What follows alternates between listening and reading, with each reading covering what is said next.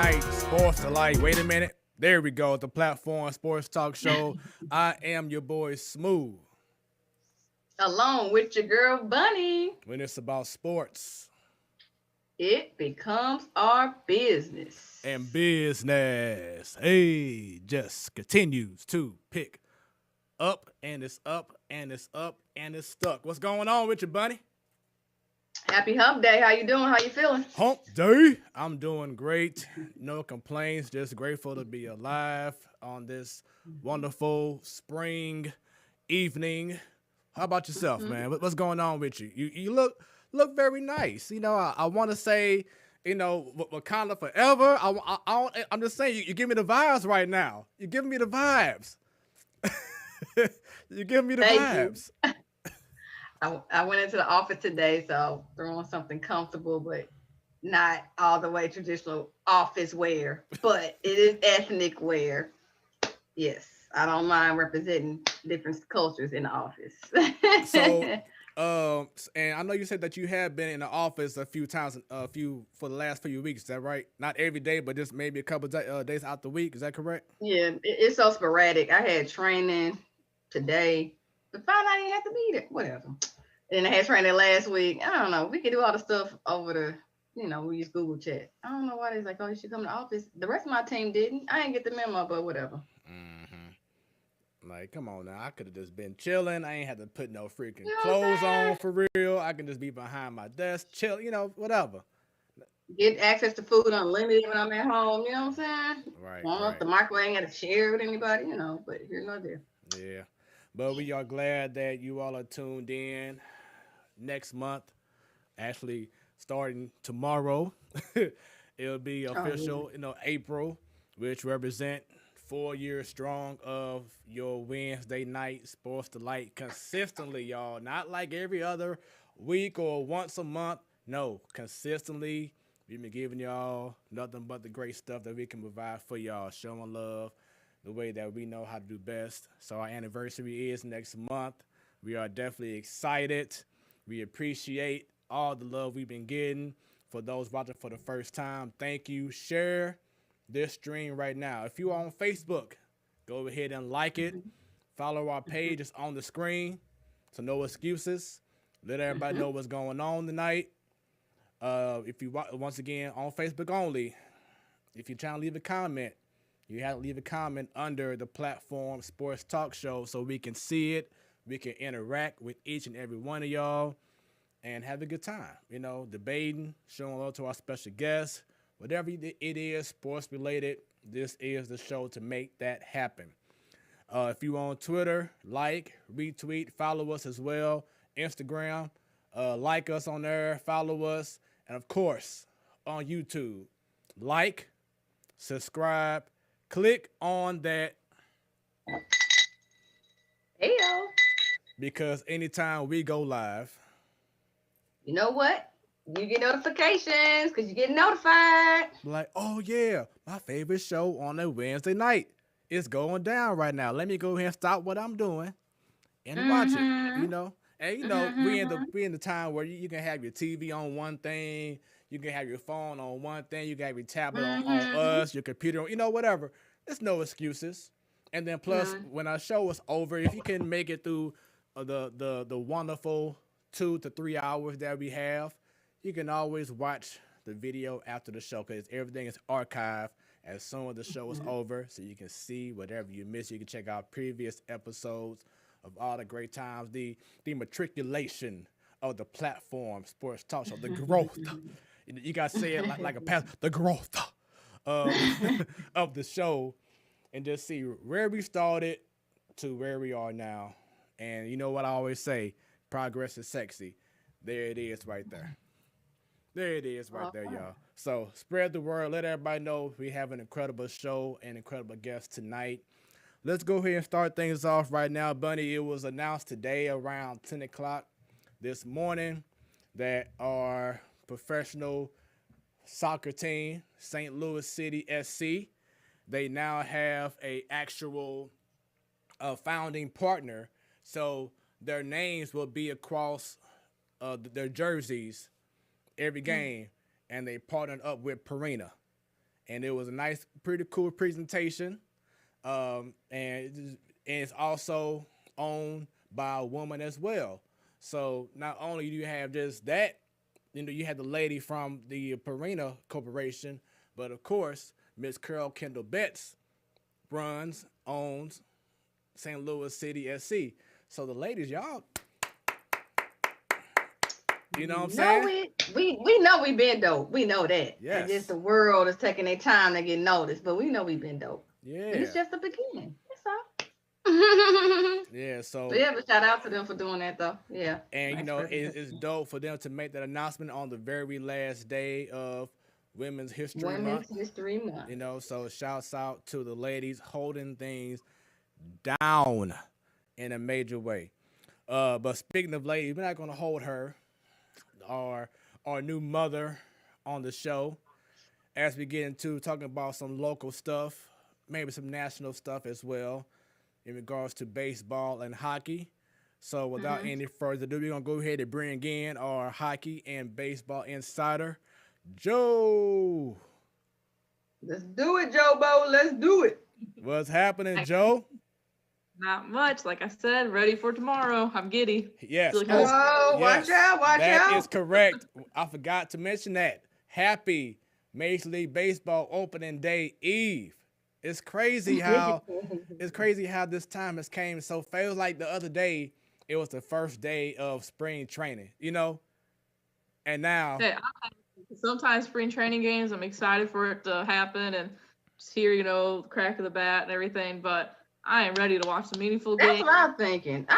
I get spring training, but something I'm like, this is dragging on. Like, let's do this. Where is the regular season? I can do the first 5 games. I'm all excited and pumped. But don't get me wrong, I still love it. But then it's I am just ready to watch some baseball. I want to see these games that count. Come on. See what our actual lineup's gonna do. Our rotation, our bullpen. I'm pumped. Let's go. And for those where's Stan at? He'll be here soon. So stay tuned for that. Joe, how has your day been? It's been pretty good, actually. Got a lot of stuff done. And we got beer and brats ready for tomorrow, so it's good. I'm excited. Pre-gaming tonight. Okay, exclusive. Oh, for tomorrow. Brennan said I can't drink during work tomorrow, so I got pre-game now. Wow. What about baby Joe's Cardinal gears? She got it? She ready? Yeah, she's got a couple things, actually. A lot of it's 3 to 6 months, which she's 3 months now, but everything fits differently. So we got a shirt that she'll be putting on tomorrow. Hopefully it fits her good. But she got a lot of stuff for June and July and everything. So she's kind of tiny. Gotcha. But I'm excited. Hey, she's also got some Astros gear, not gonna lie. Yeah. So let's go back about the Cardinals gear. She's got more Cardinals gear, but her Molina jersey came in for her 4-month picture too, so I'm excited about that. And I hope that you all can make it to a game this year, because I know my daughter was born December as well. We had her I went to one game without her and another game with her. So she got it in within her first year. She got to go to a Cardinals game. Yeah, we're excited to bring her. We've already been looking at tickets and everything, so it's gonna happen. Yeah. All right. Just a matter of time. Have y'all ladies thought about taking the vaccination if you haven't already? I'm scheduled for my first one on Monday. Okay. Yeah. I already said I won't get it unless we have to. I got a nurse that's a niece, so I just listen to what she says. Hey, ain't nothing wrong with Her that. niece that's a nurse. Yeah, I'm just, like I said, we're at home all the time anyways, pretty much for a year. So unless we have to get it, then I'm fine. Hey, I feel you. Yeah, I'm working on getting something scheduled myself. So it is what it is. But one thing I will say is, we know how this world is. Everyone is so judgmental in regards to your decision that you make. My thing is, don't judge because you don't know what someone else is going through. Just let them live their life the way that they want to. Just support. You know what I'm saying? Support and pray for the person. Don't just why did you do this? And that you should not have put that on your arm. And, oh, my God, just overreacting because this generation is so sensitive and don't know how to talk and approach people. If you want to go ahead and do the vaccination, if you want to do your research, do what is best for you. Okay? Don't let peer pressure stop you from this, whatever. If that's what you feel you want to do it. But at the end of the day, pray on it. Keep God first. You're going to be all right. Bottom line. So that's the end of that. But anyway, so before we get to baseball talk, let's get right into some hockey. Last week, we discussed a little bit about the Blues' struggles, and they are still struggling. They've had still not over. they've had currently I think they have 4 days off. They play Friday against Colorado. Signs of maybe some guys coming back. Guys like Parayko, thank God. Maybe I know Thomas is. We need the other Cole back, Tarasenko. he already came back. About 2 weeks ago now? Yeah, he's been back for a little bit. Yeah. So is Thomas. Rob Tom's been back. Is he back or is he back? He ain't back. He's just back. No, he's back. Yeah, his game and He's probably been one of our better players in the last 2 weeks, I think, just from watching. But he's looked really good. There's people have looked good. I don't think it's Chief is really putting guys where they're supposed to be going, and that's part of it. But I'm hoping the four game break helps them regroup because they're barely in a playoff spot, and they're going to be playing a lot of Vegas and a lot of Colorado, and those are tough teams. Yeah. I know Vince Dunn was on the ice, and I know Barbashev was coming back very soon. So hopefully they come back in time. They provide a spark because this team desperately needs it. There's been a lot of chatter. Mike Hoffman didn't play last game, coach's decision, because he just they signed him to be a goal scorer, and he hasn't done nothing in the last 10 games pretty much. And it's been 5. Oh, 5 games. Okay. Rube doesn't even know anything, and I was listening to 101 today, and he pretty much said it himself. He's a goal scorer. He needs to be placed with goal scorers, which he hasn't been all year. And he said, it was my decision to bench him. And he was like, sometimes it works, sometimes it doesn't. That's on me. Right. So to me, it shows me that he shouldn't have done that, and he knows he shouldn't have done that.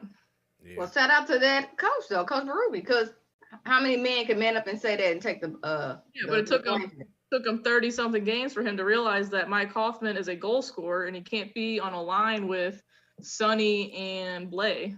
Like, he should be top 6. That's how it is. That's why we got him. So, like, if people let Taylor Hall needs to be top 6 as well. That's just. You said it took 30 games for him to figure this out, right? Yeah, however many games we played. I'm assuming it's in the 30s. Yeah. Hey, again, I know it's not what we want to hear, but I'd rather him acknowledge it now than never. And if you know how to fix this ship, because you a couple weeks away, playoffs, and it ain't look like we barely gonna get in, but it's. Hey, at least he acknowledges. So just hurry up and make the changes, and hopefully people get back healthy. But when they come back healthy, y'all, how is that chemistry going to be? Because none of them haven't played with each other long enough. Because it's always plugged and shutting because somebody's always getting injured. Yeah, I mean, I don't think they can worry about that anymore. They got to start putting, first off, pucks in the net because they're not scoring, and goaltending has to be better, and they just got to play better. That's it. They can't worry about their chemistry anymore. Like, I think it's too late into the season. They got like 2 months to go, and that's that.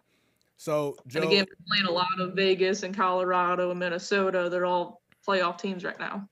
So, Joe, who is that guy on the Blues team that you can see just saying, Coach, give us maybe a good 5 minutes or 10 minutes so we can have this talk, and he be that person to try to rally the guys around and put everybody accountable and just scream and cuss, whatever it takes for them to get in sync for these last 20 or so games. Who is that guy to you that you feel can do that for the team? Sucks because it used to be someone like Steen, but he ain't here. So I'm going to say O'Reilly. You got to go to your captain, O'Reilly. He's the one that's consistently been there all year. He's looked pretty good. And he's your captain. He has, which, I mean, I don't doubt that he's not doing it. It's just Maybe someone needs to drop the gloves with Stanford again. Stanford and Bortuzzo need a fight or something at practice to get them going. I don't know, but they have not looked that good. The last few games they looked a little bit better, but they don't look good and have way too much talent to be looking like that. Well. But you talk about people that need to step up. It's Schwartz that needs to step up. He hasn't. I think we're talking about today. He's been like 11 games since he scored. Wow. So we were saying we can see him maybe being traded if Army's going to make a big move to shock the team and whatnot. And he's a free agent after this year. It seems to me that the Blues, kind of like Matt Carpenter in regards to the shift and how it affected him mentally, in regards to the Blues, it seems like they've been that one team that's really been impacted by what's going on with the pandemic. Am I wrong on that? I mean, I wouldn't really say the pandemic, really. I mean, like last year, I would say, yeah. You know, like we were playing really good last year. The pandemic hit, playoffs, it was a wash. It was terrible. This year, just injuries. There's a lot of injuries in the league, but we can't catch a break. Bozak comes back for like 2 games, goes out. I think he's supposed to be back on Friday, but it's just injuries. I don't know. Does that have something to do with the pandemic? I don't know. But right now, we've had at least, 10, 12 guys on the IR, and it hasn't been they weren't day to day. It's been weeks and months. So I think that's the big thing, obviously. But then, you know, also with the pandemic, everything has been so condensed. You know what I'm saying? It's like, okay, you go to the arena, you do this, you do that, you play a game, that's it. Then you come back. You know, you don't have, I believe before the change they had with the pandemic, you used to come to the arena hella hours early and, you know, do whatever it takes, hang out with your guys, you know, whatever it is, and then get into practice and then get to the game. But from what I saw a while back, they had to cut all that out and just come in, 2 hours before the game, get ready, and then game time, whatever.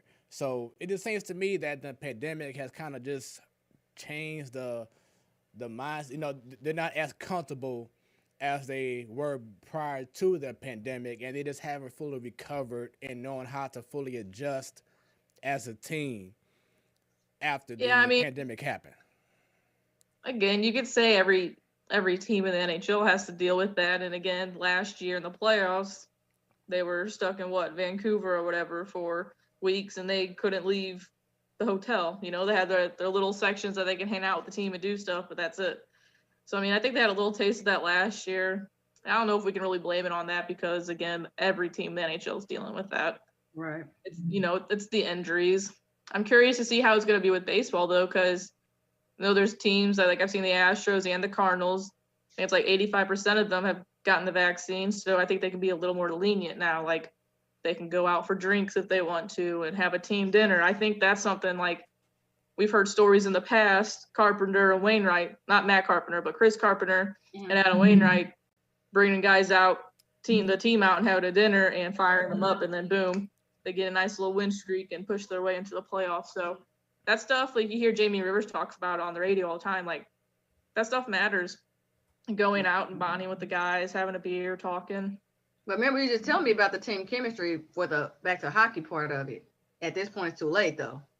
Kind of it is. You got to go with what you got. Y'all figure this out on the fly. Let's go. We're trying to win and be deep in the playoffs.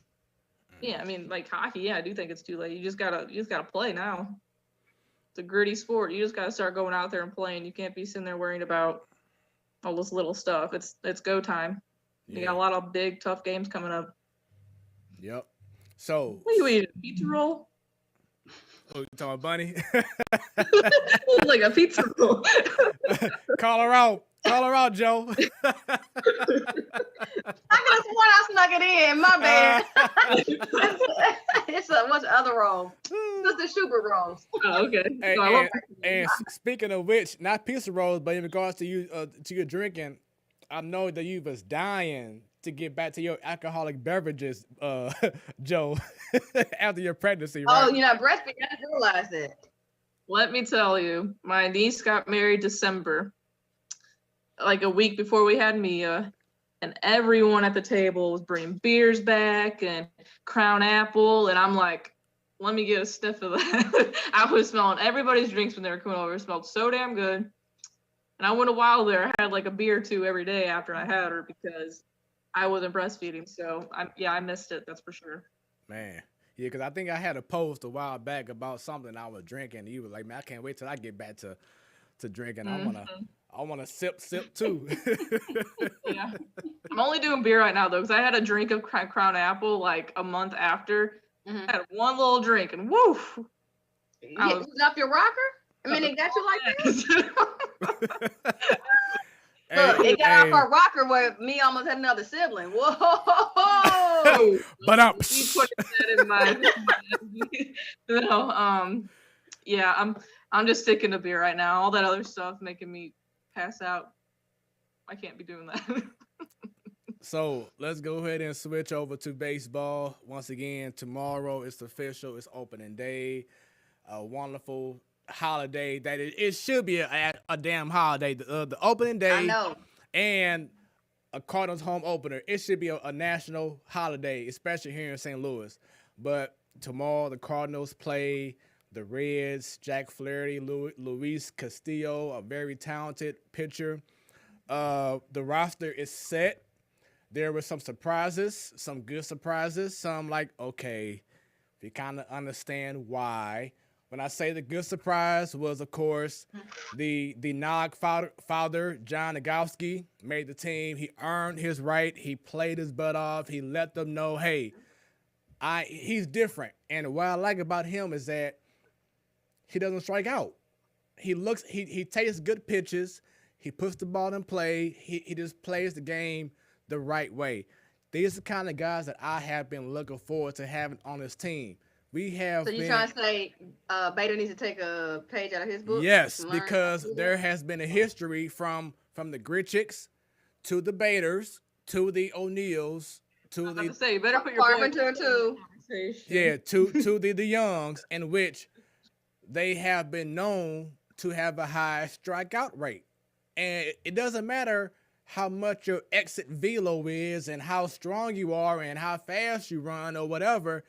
If you ain't making contact, putting the ball in play, you ain't no good. You're almost pointless. Right, I'm about to say you're pointless here. Nowadays, everyone wants to talk about the exit velocity and blah, blah, blah, but that's one thing I'm always going to be old school about is I want to see you put the ball in play. I want to see you have a decent to nice average, and I don't want to see you whiffing all the time. Right. Like, yeah, it's nice to see Stanton hit a ball 115 miles per hour off the bat. That's cool. But it's a home run's a home run. I don't care. A line out at 115 is still a line out. Right. That's all MLB cares about is like, oh, how hard was it hit off the bat? I don't care about that. That's like you said, you're old school and they're just doing a new school approach to find out different statistics to get people engaged in the game. Yeah. Yeah. It doesn't equate wins or like you said, doing good. Rob Manfred, that's y'all boy, because y'all know he spoke up today, speaking of baseball. He expects that the stadiums to be 100% capacity for fans by midsummer. And because by that time they expect that everyone else, whether it's healthcare worker or two, whatever, that they'll have more access to get the vaccine by that time, which it is great. Hopefully by June, July, we can see a full Busch Stadium, so Arenado can really embrace 50,000 strong. You know what I'm saying? That's gonna be like how he had chills doing spring training with 1,200 people at Roger Dean, and he was going crazy over that. Just imagine when you get 48,000, 50,000 people that day. Now we know opening day is gonna be amazing already and emotional because it'll be the fans' first time coming back. But when it's actually a full house, can you imagine how emotional that day is going to be for the Cardinals players and the organization? It's going to be twofold because it's going to be emotional, sad because opening day is not going to be the same. Because look how many of our greats we lost. Just in the last few months. So our whole opening Hall of Famers is not even going to be there. We've lost what?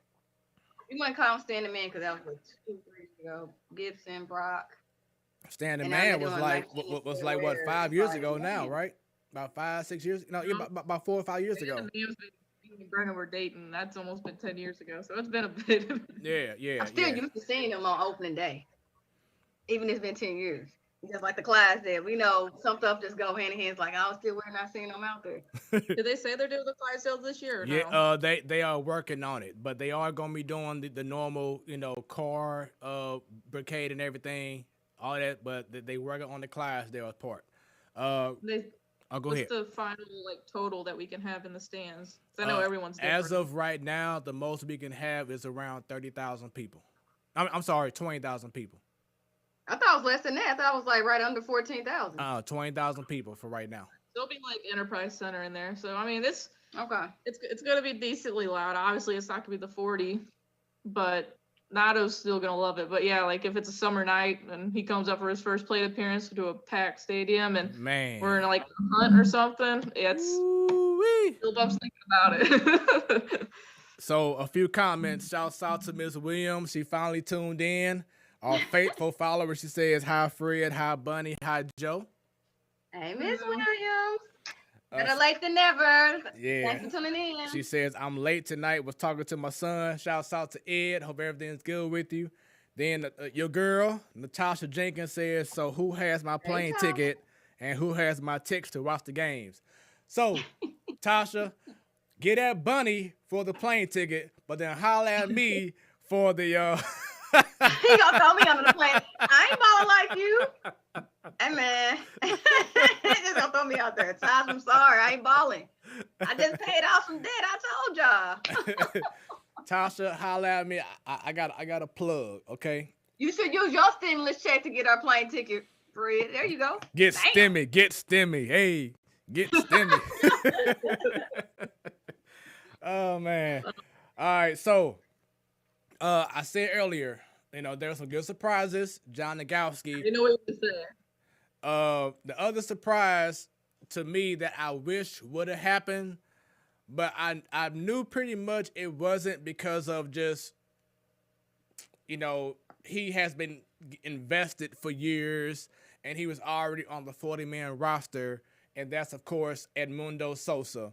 I was hoping for Jose Rondon to make the team because he has shown that he's a better player to me. Now, I know it's spring training, but he just, to me, has the look, the feel of a better player than Sosa.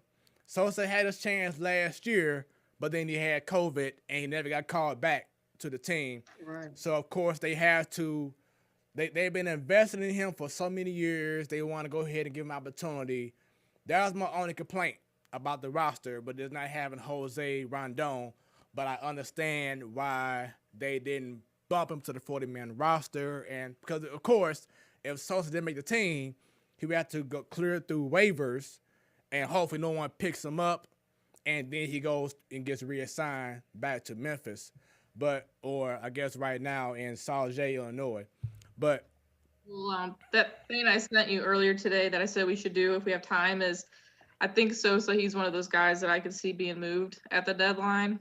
Or even released and say he clears waivers. I mean, I agree. We've seen him, I think even back in 2018 and 19, honestly, he had a bat or two. But I mean, I like him. I don't hate him, but I feel like you said, he's had his time to prove himself really, and he hasn't really done it. Right. Yeah, that was my only thing is just, Jose Rondon has shown the organization, and they know that if it wasn't for Sosa not having that option, that Rondon would have easily been on that team. He would have easily been on that team. But other than that, I'm solid with the roster. I love the fact that Justin Williams is going to be starting right field tomorrow. I heard today on 101 ESPN, John Mozeliak was on the fast lane, and he was basically saying that they don't want to pretty much make the same mistake they did with Randy A by not playing these guys who can be special. And Justin Williams could be one of those special guys that if you don't give him that time and you let him go, that he may shine somewhere else. I'm just glad that they're giving him the opportunity because he has more of an upside talent-wise to make a splash other than as of right now, Lane Thomas, in which I was really surprised. Not that he didn't make the team, but it's one of them things that the team has hyped him up so much. Like, wait till you see this guy. And we saw him last couple of years, but he's been injured, whatever. And he had COVID last year. But he had spring training, and he didn't get the job done. So it's one of them things where, once again, you hype someone up, but he doesn't come through. I hope that Justin Williams can just go ahead and take over that right field spot and say, you know what, be good. You got a left-hand power bat. Yeah, he's a solid defender. He's a upstart young guy who can hopefully man that right field for a long time if he does his job. Any thoughts in regards to him and the entire roster? No, I was telling Brennan when it came out that the only thing I'm not really that big on Austin Dean. I understand we got him. We got to probably put him on the roster. I'm fine with him being a bench bat, but I want to see Williams out there every day and not. I mean, unless it's like, a day off, a doubleheader. I'd rather see Williams out there than throw Austin Dean out there every day. So I'm hoping Williams gets the actual chance to play consistently. But other than that, I'm excited to watch Nagowski, see what he can do. I was listening to John Mozeliak whenever he said that Jamie Rivers shouldn't be a scouting report for them because that's I heard that I was too. like, it's funny, but dang, that's kind of a shot on Nagowski too. So, but yeah, I mean, I'm just excited. The team this is probably one of my favorite years going into it with how the roster looks in quite some time. Honestly, I'm pumped. A little nervous for the rotation, like I said last week, but hopefully KK and Miles are good to go soon, and I'm just ready to start playing ball games. Exactly. So let me ask you this though, either one of y'all. Let's go back to Mosaic. So he said he does not want to make the same mistake like he did before regarding the young talent being there, sitting there. I've heard that before from him. He's not my enemy. I guess he just got off your enemy list, Smoooth. But he wasn't my enemy for the last few years. But he did have a repeating pattern of doing it. He's all right now. Okay. I remember though, Mosaic not the one that has to go through the man upstairs. Exactly. That's the bigger issue. Okay. Everyone gets blames Mosaic, and sometimes they even want to blame Gersh, even though I think he's just kind of like a ghost. Exactly. Like what is his role besides being behind home plate doing spring training games? Maybe he's a silent partner. He's a cool being guy. silent, right? We just got to hear from him more often because he seems like a cool guy. But my goodness, that's why I don't like when people, be busting Mo's balls because he has to go. Got to go through DeWitt. I'm sorry. Talking to that person that's on the other screen here. Because he comes at Mosaic. I mean, I know I gave him a hard time. I have said that it's DeWitt too, because DeWitt be the one. You have. He's the one. You still would talk about Mosaic more than DeWitt though. All I said was DeWitt need to open up his wallet because I know Mo didn't have control over that, but you still came after Mosaic like a lot more. Oh yeah, and the Trinity has to go through DeWitt, so it's DeWitt's. But my thing about Mosaic is that he says one thing, but then you do something else. That's my whole issue. Is that don't track record does show that. Don't advertise one thing that you're about winning and you're about winning now, but then you know what I'm saying? It's like, and don't do anything to help us win now. I want you to do that. And what y'all was saying earlier regarding Mosaic and again having that talent sit. And now you're hyping up these other I won't say Baylor, but if y'all want to say he got hyped up, whatever. No, but it seemed like they were hyped up certain players. You're right. He was hyped up to be that guy. Pan out what they should be, but they didn't buy and get a good player, so they would hype up somebody like to pacify us, knowing that really they know that's not going to be the person to fix the issue. So look, all right, look. Whatever. So look, the Mozilla that I like was when that 1 year. When that one year, just that one. That 1 year when Alan Craig just sucked, because of his injuries and everything, he just sucked. Mm-hmm. He couldn't hit water if he was on the beach. Like that's how bad it was. And Matheny kept on playing him anyway.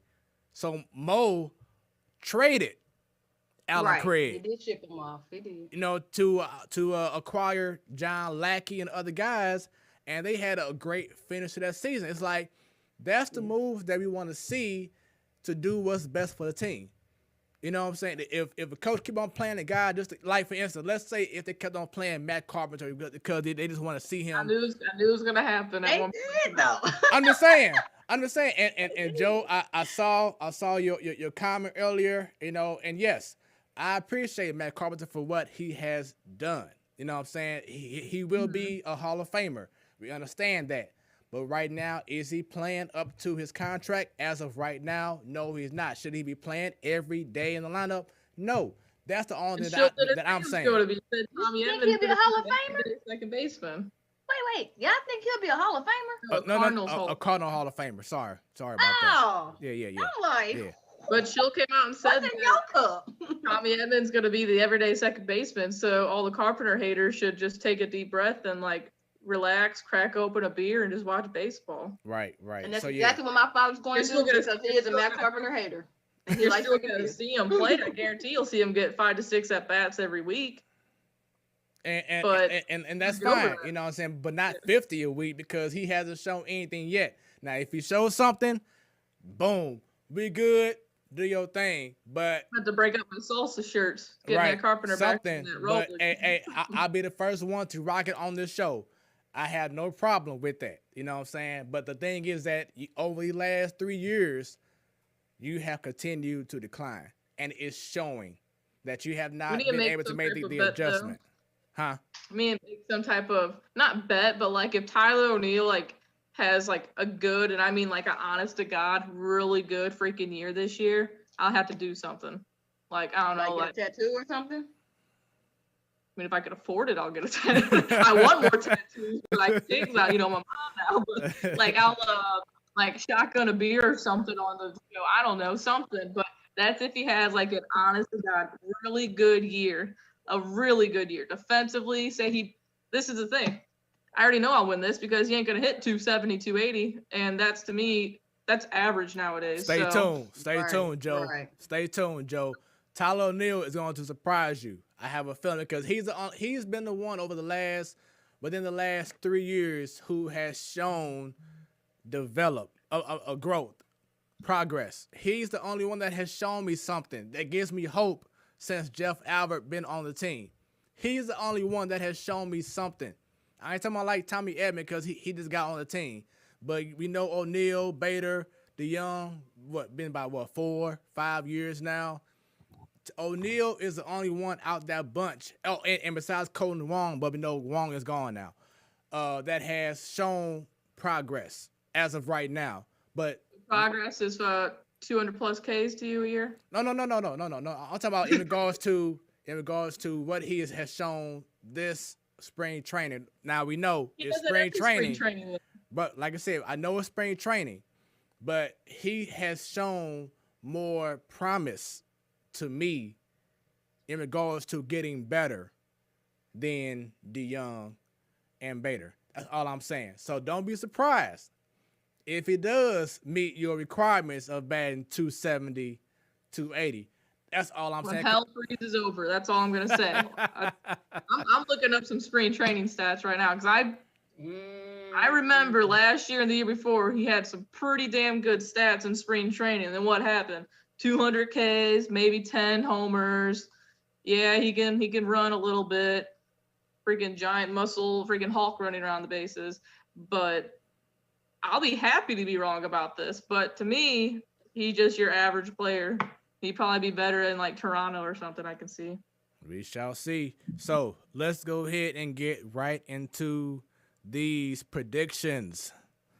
So, in the past, we normally, just talk about you to see us, whatever, and we'll talk about the predictions and with the whole nine. But no, we doing bigger and better things now on the platform Sports Talk Show. So we're going to start off first. We're going over Bunnies Major League Baseball predictions as you now see on your screen. So, I know, ladies, y'all probably see in the next 5 seconds or so. So, Look at Bunny's picture. She looking strong. She ready. There we go. So Bunny has in the I American rolled League. my eyes because of some of the picks I had to give because I didn't want that team, but we know they are talented. Hey, I feel you. I feel you. So these are Bunny's picks right here. She has in the American League in the East, the Yankees winning. Matter of fact, Bunny, you go ahead and tell us. Just go ahead and run them down for us if you don't mind. On the AL side, them damn Yankees out of the East. However, the Central, I'm going to surprise people because I picked the Twins. Everybody's thinking them White Sox. I'm like, nope, them Twins are going to win it. And on the West, I need an emoji. I need a roll my eyes emoji. They can't win anymore, Astros. I should have grabbed my Cardinals jersey. You sure right, Jovo. You sure right. Anyway, let's go to the wild card picks. Oh my gosh. Wild card. For the AL again, picking those Rays. I think they're gonna bounce back, and the White Sox. And y'all know personally, Tony La Russa, this is his second time managing the White Sox. He did his thing with the Cardinals, a couple of World Series. I wasn't a La Russa hater, but I wasn't a congratulator of him. But I think the White Sox will get it together and they can make it as a wild card. I don't pick them doing a divisional, so wild card. And let's talk about the NL side. So I got it got cut off. Oh, here we go. On the East, the Washington Nationals. Okay. The Central, my beloved Cardinals. And out of the West, I need my rolling eyes, them damn Dodgers.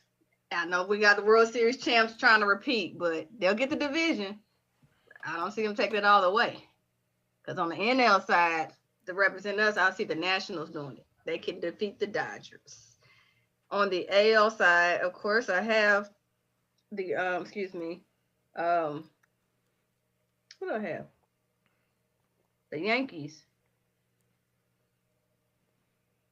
and the Astros. And I know the Yankees will defeat them.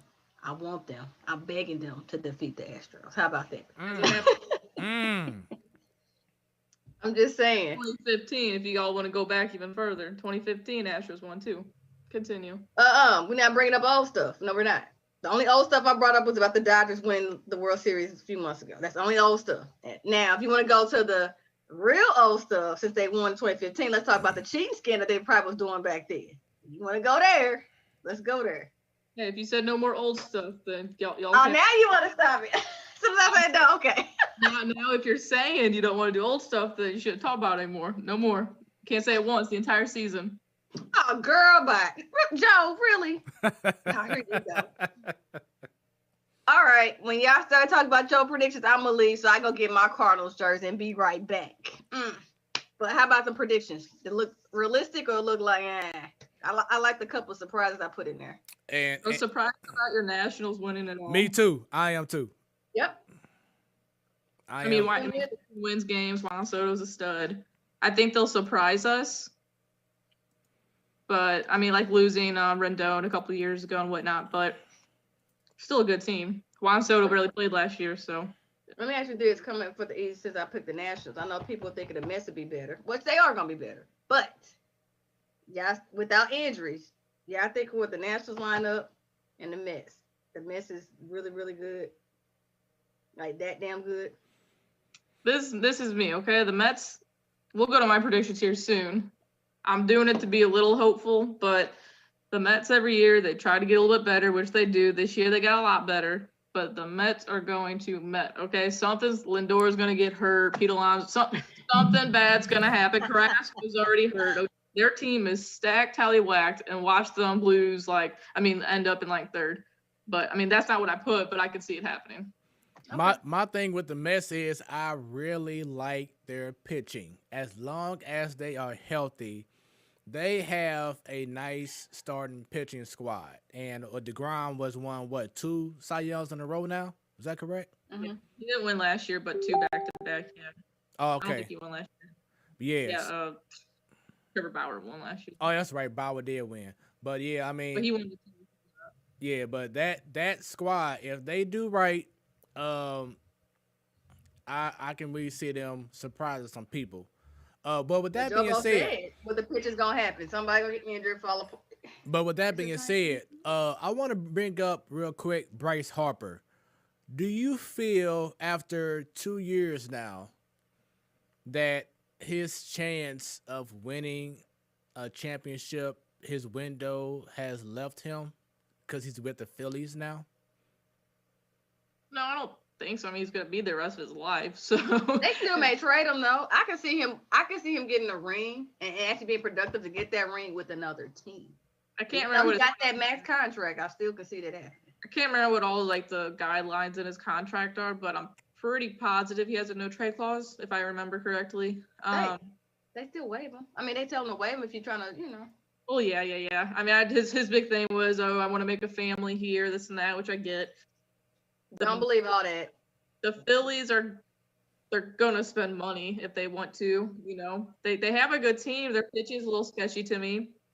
I can still see them winning. Like I don't see it being impossible.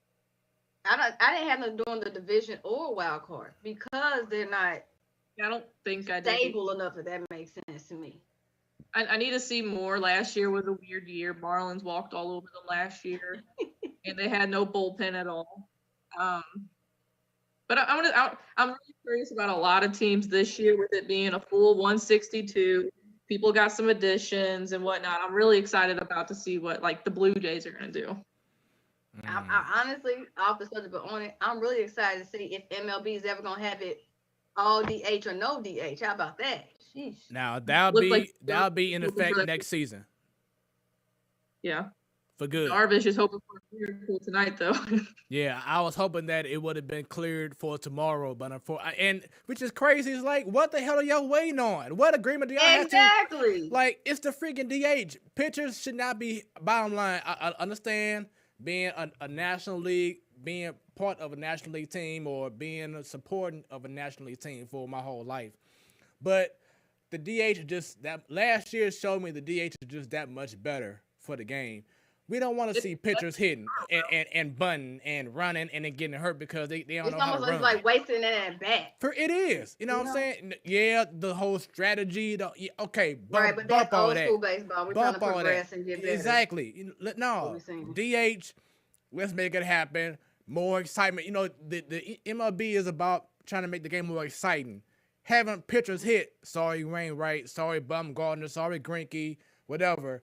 But they don't pay money to see y'all hit. Yeah, right. Bottom line. Yeah, like your teammates for that. Your teammates do that. Bottom line. I used to be the whole I don't want a DH for Universal, but now I'm like, last year was a lot of fun watching, and like I said, it helped the Cardinals out big time. It's not like they had an amazing year, but it definitely helped them out. Brad Miller hitting a couple of homers here and there, and the same thing with Matt Carpenter. Definitely. And it will extend the life for a few players too. It will. They just have to go hit, no defense. Albert might have a longer career, if that's the case. Right. For those watching the Platform Sports Talk Show, thank you very much. Do not be shy. Leave your comments. If you have a team that you love, if it's not St. Louis, God bless you anyway. But let us know, who your teams are, hockey-wise, whatever it is. Don't be shy. Leave your comments. If you're on Facebook, comment under the Platform Sports Talk Show. Bring them comments in. Our special guest will be joining us very soon. So stay tuned for that. Share, like, let everybody know about this show of the night. It's going to be jam-packed with a lot of good stuff. Now, Joe, your turn. Here is your predictions. It is now showing up on the screen. Let us know what's happening. I'm waiting for it to show up. 1 second. Okay. So in the East, I got the Yankees. The West, Stros. And the Central, I'm going to go with the White Sox, do what everyone else is doing, but I can see the Twins. Don't believe the hype. Yeah. Wild card, I got the A's versus the Blue Jays. And then here, I'll just do the AL first. AL wild card, I got the Blue Jays beating the A's. Blue Jays team's really young and exciting. I'm really excited to watch them play. And then in the CS, in the division series, I got the Yankees and the Blue Jays. And then we're going to have like a a 5-peat or whatever you call it of like the Yankees versus the Astros. And Astros obviously going into, the World Series. What's new? No surprise there. You're right. No surprise. And then for the NL, I got the Braves winning the East, the Dodgers winning the West, and our Cardinals winning the Central. I got the Padres versus the Mets. And this is the thing, I'm giving them benefit of the doubt. I got the Mets beating the Padres. I think the Padres are big hype. They're a good team. Wow. We should do what they do on 101, or what they used to do is write that down. Right. I'm going to say the Dodgers win the division by 10 games still. I don't think it's going to be the Padres are the hype. I think the Padres are real, but they're not good enough to surpass the Dodgers. And remember, the Chicago Cubs is having a fire sale, and the Padres is picking up some of those people. Yeah, and I know he's fun to watch and everything, but Tatis Jr. hasn't even played a 162, and the dude's one of the biggest paid players. That shouldn't happen. Mad at management, not him. Anyway, so I got Dodgers versus the Mets, Braves versus the Cardinals. We're going to go old school, like bring it back to 2014, Dodgers and the Cardinals, and going to have my teams going at it, giving me a heart attack in October. Cardinals versus Astros, and then Cardinals winning it. That's just hopeful. I said in my little email to you, hopeful thinking, but I can see it happen. What if Mo pulls some old school moves, gets some arms, gets a bat or something at the deadline? Let's see. All right. So up next, the man is here. Everybody show some love to Stan. Oh, hey guys. What's going on? I'm happy to be here. Hello, Bunny. Oh, hey Joe. What's up? Long time no see. Smoooth, what's the word, sir? Man, everything. How's everyone doing? Everything is well, and we hear you. We can't see you. Where you at? Oh, I'm sorry. Hold on. Bunny, Bunny, I hate to have to Ray J you, but I guess I did it first. Joe, you were talking, right? And I don't appreciate the talk, so I had to go do something. And I think Joe, you will appreciate it so much. Yeah. So what was being said? Huh? You're not the only one with a jersey, ma'am. You guys I had to think like I don't like the Cardinals or something. I know, but you chose an Astros jersey, so I had to counteract with my Biggio jersey, Hall of Famer Craig Biggio, just so you guys know. Oh, that's nice. It's the custom one. Anyway, that's nice. Yeah, okay. That's nice. Hold on, hit you with a sweetie. Take care. Okay. Oh. Hey. That's a sensitive topic right there. I'm gonna leave that alone. It is. Yes, we are talking about these predictions. So before we continue, Stan, congrats on your ride. It looks good. Sorry that that happened already, but how you doing, bro?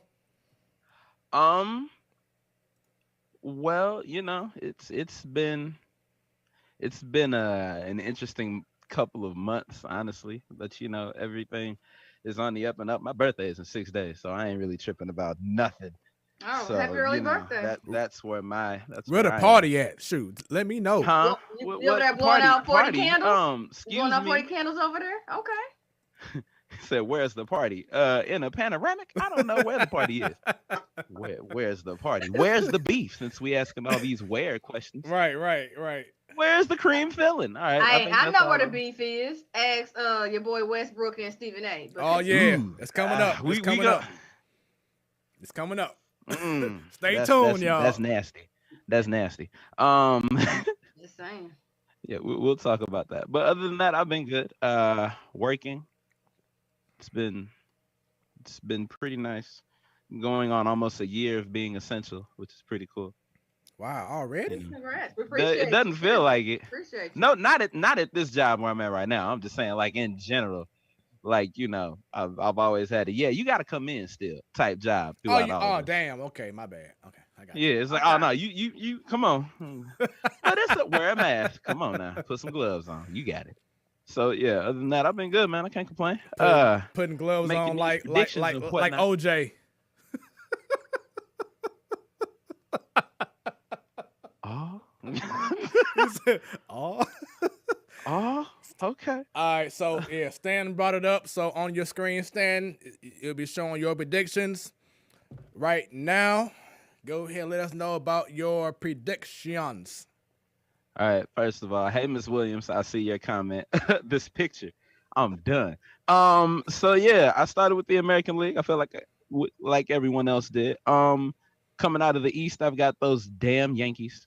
Coming out of the Central, I've got the Indians. You know, I feel like they're gonna have a return to glory. I'm surprised And actually about get that pick. I'm surprised about the Indians pick because they lost Lindor and you still chose them. I'm shocked about that pick. Hey, you know, this wouldn't be the first time a team lost a major player and went and won the whole damn thing.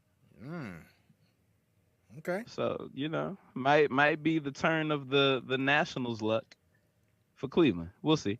Coming out of the West, Joe, I've got your Astros. I think that's as far as I've got them going. Yeah, that's it. So yeah, I've got them coming out. For the wild card, I've got the Twins and the Red Sox. Oh. Mm-hmm. So, yeah, I got the Twins, and look, I have learned that in sports, it's a lot of throwback things going on. The Buccaneers won the championship. The Lakers have won the championship. I'm just throwing some old teams that used to be very dominant and used to be dominant in the playoffs. I'm just throwing them back in there. So yeah, and then I threw the Twins in there just to shake everything up. So for my divisional round, I've got the Yankees beating the Astros. Sorry, Joe. No, I'm not. And then I've got the Yankees beating the Indians. Hold on. Okay, never mind. I got you. Go ahead. Okay. I'm like, hold on. Did I not say that? No, you good. My bad. Okay. And then I went into my National League. I've got the Nationals coming out of the East. I've got the Dodgers coming out of the West. Y'all see the jersey? Come on, don't be an idiot. I got the Cardinals. For the wild card, I've got the Phillies and the Brewers. I can see the Brewers making some noise, you know, especially with them getting Jackie Bradley Jr. and of course they got former Cardinal Colton Wong. Don't say it. You said it. Okay, we'll talk about the Brewers after Stanton's thing. All right, and then of course having a healthy Yelich could be big as well. So that's my wild card, and then I have the Phillies advancing through the wild card. And so I've got them beating the Nationals, and I've got the Cardinals beating the Dodgers.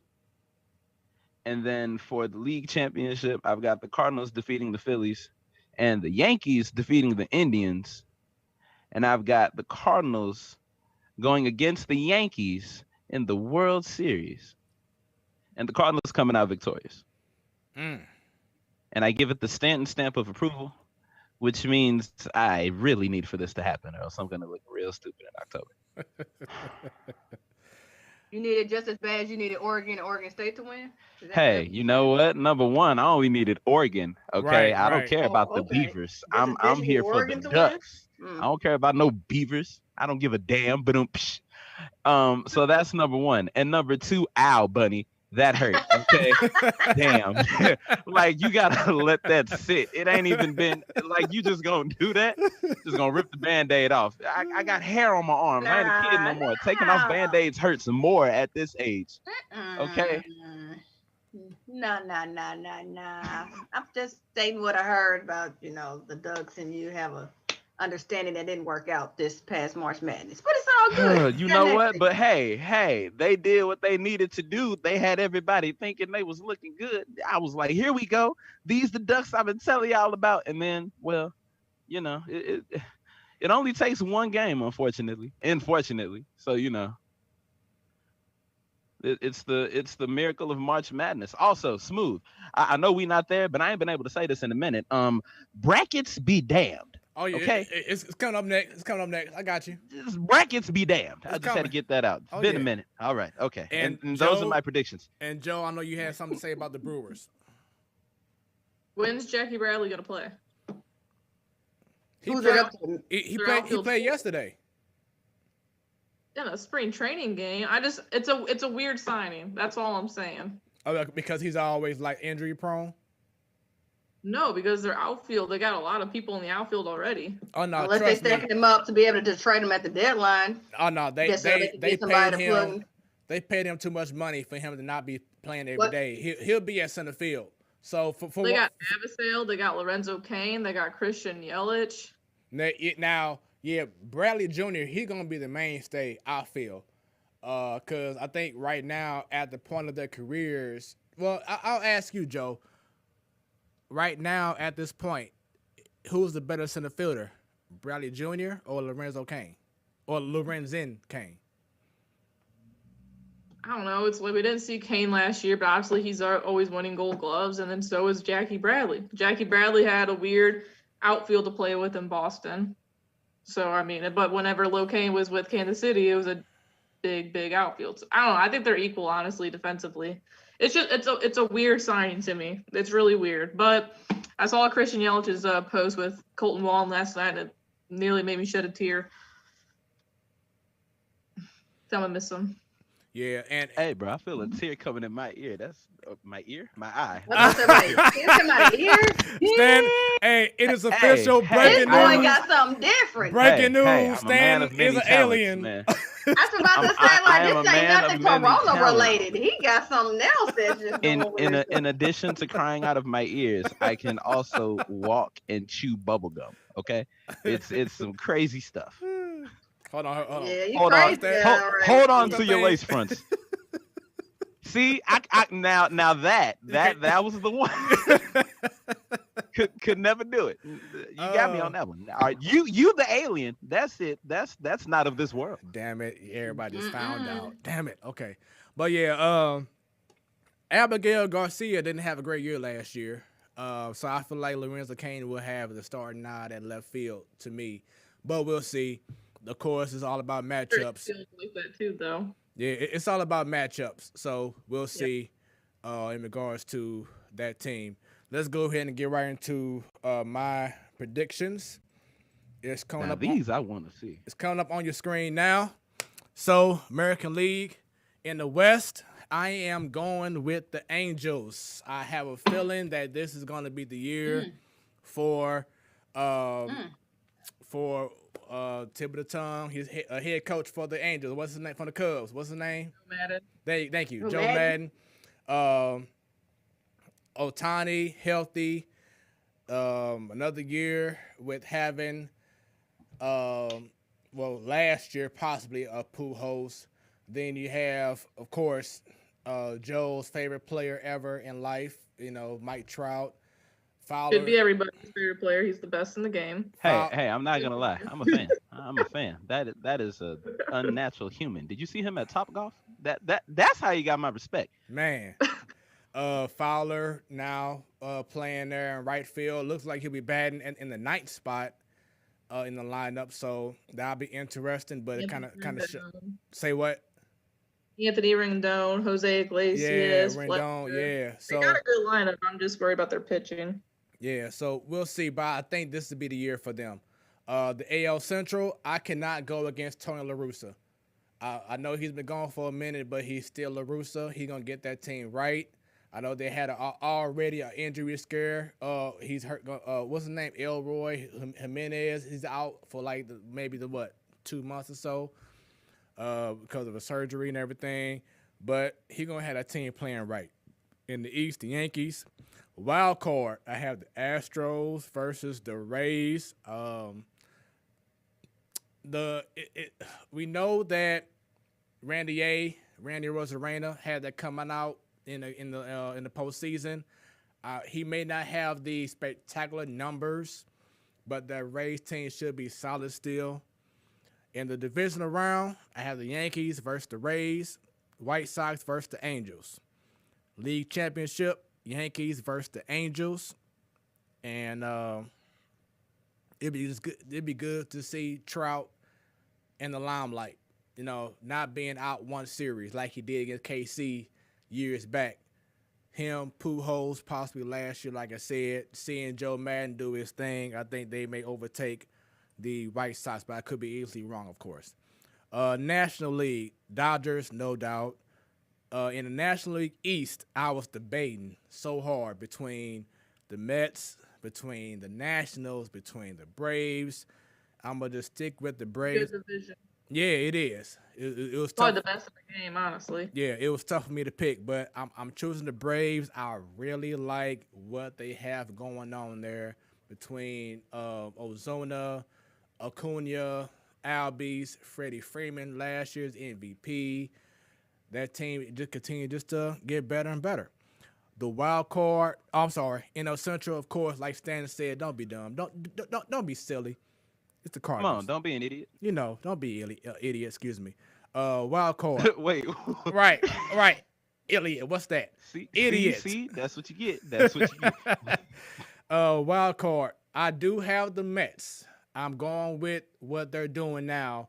I think, Joe, the reason why I'm choosing the Mets, because they're going to have those dope black jerseys coming back this year. I'm so excited for those. Like, my tweet, it's like, Lindor is going to be bringing back those Jose Reyes vibes, playing at shortstop. Jose Reyes made everything look good between the Blue Jays, the Rockies, the Mets, and so does Frankie Lindor. So I'm so excited for that. Yeah, and I have them going against the Padres, your overrated team. In the divisional series, Dodgers versus the Padres. And then Cardinals versus the Braves. So kind of like, Cardinals and the Braves like it was 2019. Dodgers and Padres like it was last year. League championship, Cardinals versus Dodgers. But unfortunately, I have the Dodgers as being too much, maybe like a Game 7 type thing. It goes to the World Series. Then you have the old two big major regions make the most money in baseball colliding. Dodgers versus Yankees. And I'm going to have the Dodgers repeating as the champions. So those are our predictions. And, it's just fun doing predictions. We don't know.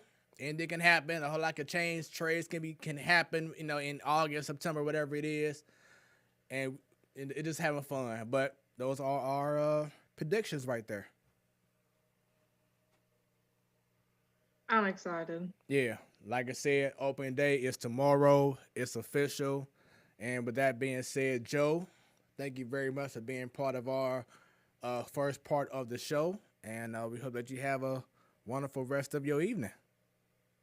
Yeah, you guys have a good night. Good rest of the show. Go Cardinals. Thank you. It's a holiday tomorrow. Enjoy it. Yes. Yes, ma'am. Let's do this. All right, have a good night, guys. Can't even call off. I'm still in that 180-day probation period. Damn. May, that's when it happens. All right, once again, this is the Platform Sports Talk Show. I am your boy, Smoooth. I knew this was going to happen. Still don't be on here for a few weeks and then going to go quiet. No, because I'm sitting here. I'm like, all right, she going to do it. I'm going to let her have it. I just knew this. Where's Joe? I need her to come because she going to talk about you. You don't be on here that often when you come on here. I was letting you have it. I was like, look, you been here. You have earned that second spot. Go ahead. That's you. That's you. Go ahead. It's your girl, Bunny. And Stanton, baby. When it's about sports. Look at him. No, that's still you. That ain't never been me. That's always you. That ain't never been me. Now I thought you had that one. I was like, she got it. It's crazy. It becomes our business. And business just picked up. There we go. So speaking of picking up a few more topics, then our special guest will be on. It'll be all about him for the rest of the way. The NFL yesterday agreed to add another game to the schedule. So now they will have a 17 game season. Your thoughts on that? Is it good for the fans? Is it good for the game? I mean, in a way, it's like, for all intents and purposes, it's like they just got rid of the bye week. Honestly, that's Let me ask what y'all it looks this: like. Are they eliminating one less preseason game? No, yes. So there'll be 3 preseason games. You still have just 1 bye week. Oh, never, man. Hold on. So there were players complaining about gaining a game but losing the game, which in a way changes nothing. Well, but for some people, when it comes to preseason, your starters don't play. Like at least by that last preseason game, they do a few more minutes, but they still not playing. So it's more for the people, who feel like they was playing in preseason games and now they still gonna have to play one more regular season. It depends how you look at it. I heard both sides of it. It's here and it's not going away. Once they said yes, it's not going away. I'm gonna tell y'all that. And the NFL charges more now to watch their games. All these streaming services and cable companies that have those rights for NFL games, they taxing, they busting heads. The NFL's making a killing. An extra week of a legit game plus the rights. With that being said, it was announced a few weeks ago that ESPN will now be able to host a Super Bowl. So you know how in the past it's been either NBC and Fox and CBS. ESPN now has been added to that as well for the next few years. And now also Thursday Night Football in the last 2 years or 3 years has been specifically just on Fox. Now it's going to only be on Amazon. So Thursday Night Football will only be on Amazon. If anybody wants to know why their Disney Plus, Hulu, and Amazon Prime membership is going up, YouTube those TV. are your answers right there. Yep. Just saying. When you said that, I remember, for a minute, or I know for last season and the season before that, they were saying, yeah, you could watch it on both Fox and Amazon Prime. So now they're just switching it strictly to. Yep. Yeah, because they're paying for it. Yep. So the Amazon, I want the exclusive rights. I'm paying more. And again, a subscription, when you pay for these services every month, it's going to go up if it hasn't already. And again, this 17-week season, once it says yes, it's not being reverted back. So, call it a 17. The other trade-off I would say, if they instead of doing one bye week, you can do another one, but that ain't going to happen. I know, but hey, nobody thought a 17-week season would have happened 10 years ago. Look what nobody thought Thursday Night Football would not just happen one time. It's every week. 10 years ago, look at this, y'all. 2020, 2011, and now. Half the stuff that's going on, y'all didn't even imagine that was going to happen. Right, man. Look, Uber, nope. Once again, for all those something you order in 2 days, absolutely not. Right. Amazon Prime. It was the whole. You remember them infomercials plus $19.95 shipping and handling for you to get it in 3 weeks. Right. And once again, that brings up a point. I'm sorry. Go ahead. No, I was going to say once again, everybody, don't be shy. Leave your comments. Let us know your thoughts on our topics. We wanted to get to know what's going on in your mindset. Don't be shy. We're going to interact with y'all and have a good time with it. That's what we do. The Platform Sports Talk Show. Go ahead, Bunny. I'm sorry. No, you're good because you just mentioned Amazon Prime gets something in 2 days, and I said 10 years ago we didn't even see how much of an impact of what the NFL is doing now, and 10 years ago we didn't see it. Think about this with Amazon. You thinking, buy all these goods from them, or if you want to take it a little further, get your cloud services. Who would think they would be talking about NFL broadcasting games? So you're going from a wholesale company or supplier in the web services to NFL games from the same company. That's mind blown. Like we thought it was crazy. I thought it was crazy. When y'all remember when Monday Night Football got moved from ABC to ESPN, I'm like, Dad, they gonna make people get cable to watch Monday Night Football? Right. Now you don't even need local stations, especially with everybody streaming services. We don't even care anymore. And especially because a lot of people don't even have like cable anymore. It's just strictly, you know what I'm saying, Fire Stick and, whatever else, Exactly. And then you don't even need that because, at least the NFL app itself, they play almost, if not every game on there. If you buy the league pass. Oh, no, you're right. On the NFL, I'm like, nah, I was watching the Super Bowl from somewhere. Yeah. It wasn't at home. I think I went to the store or something. I'm watching it on my phone. I'm like, oh, they losing. Okay. Man, don't It's remind me. evolved, y'all, and this in 10 years, how much it has evolved. So, all right, so it ain't gonna happen another bye week. 10 years from now, something else. Let's go ahead and Money gonna be like, I called it. Right, exactly. Let's go ahead and transition over to March Madness. It's been an incredible last 2 weeks. Unfortunately for Stan, his team, his college lost. Both men and women's team lost on the same damn day, and that's the Oregon Ducks. And I had the women going all the damn way. Yeah. But right. it has go been all great. the way, just not your woman's team. You know what? You know what, Bunny? I'm about sick of this. No. Who is your team? Who are you rooting for? You ain't got one. My team actually just got booted out last night on the men's side. Oh. However, the women's side, my team, shout out to them, South Carolina, Gamecocks is still in it. But the men, I had the Wolverines going all the way. So. Oh wow. Oh.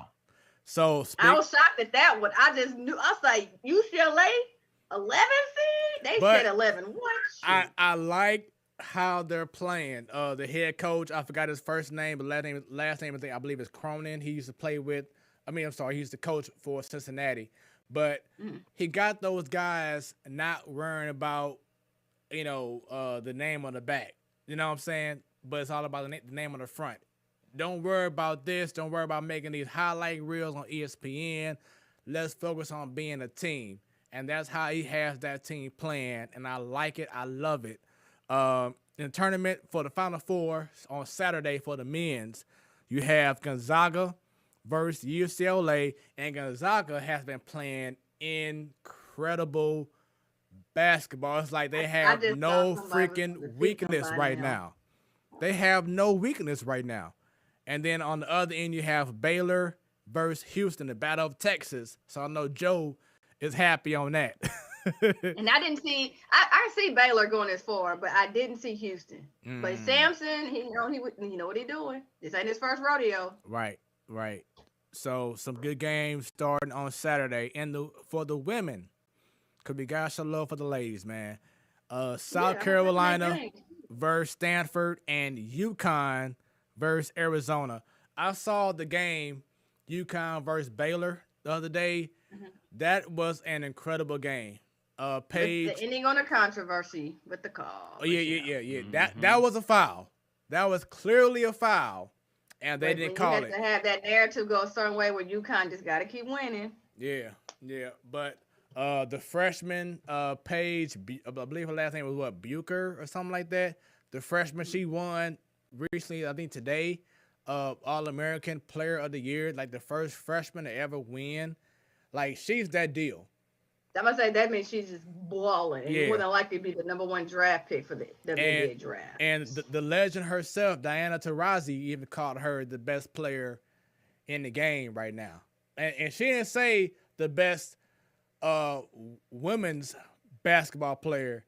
She said the best player in the game. So for her to say something like that, that speaks volumes. But I did see that game the other night, and it was incredible. To the ladies, shouts out for providing great entertainment for those to watch, for those to talk about, for those to share their thoughts. It should be an incredible Final Four for both teams. Like I said last week, my choice to win to win the whole thing, Illinois. They got knocked out after the second game. Basically the first round. So yeah, it was. But back on the women, shout out. Even though they were defeated by Stanford, Missouri State. We had a home team team in there, y'all. Missouri State, and they considered mid-major team to go all the way to that Sweet 16. That's dope, actually. So yeah, staying with the ladies. Shouts out to Arizona's head coach, Adia Barnes, and South Carolina's coach, Don Staley. First ever, you have two African-American women coaching in the Final Four. Big things going on.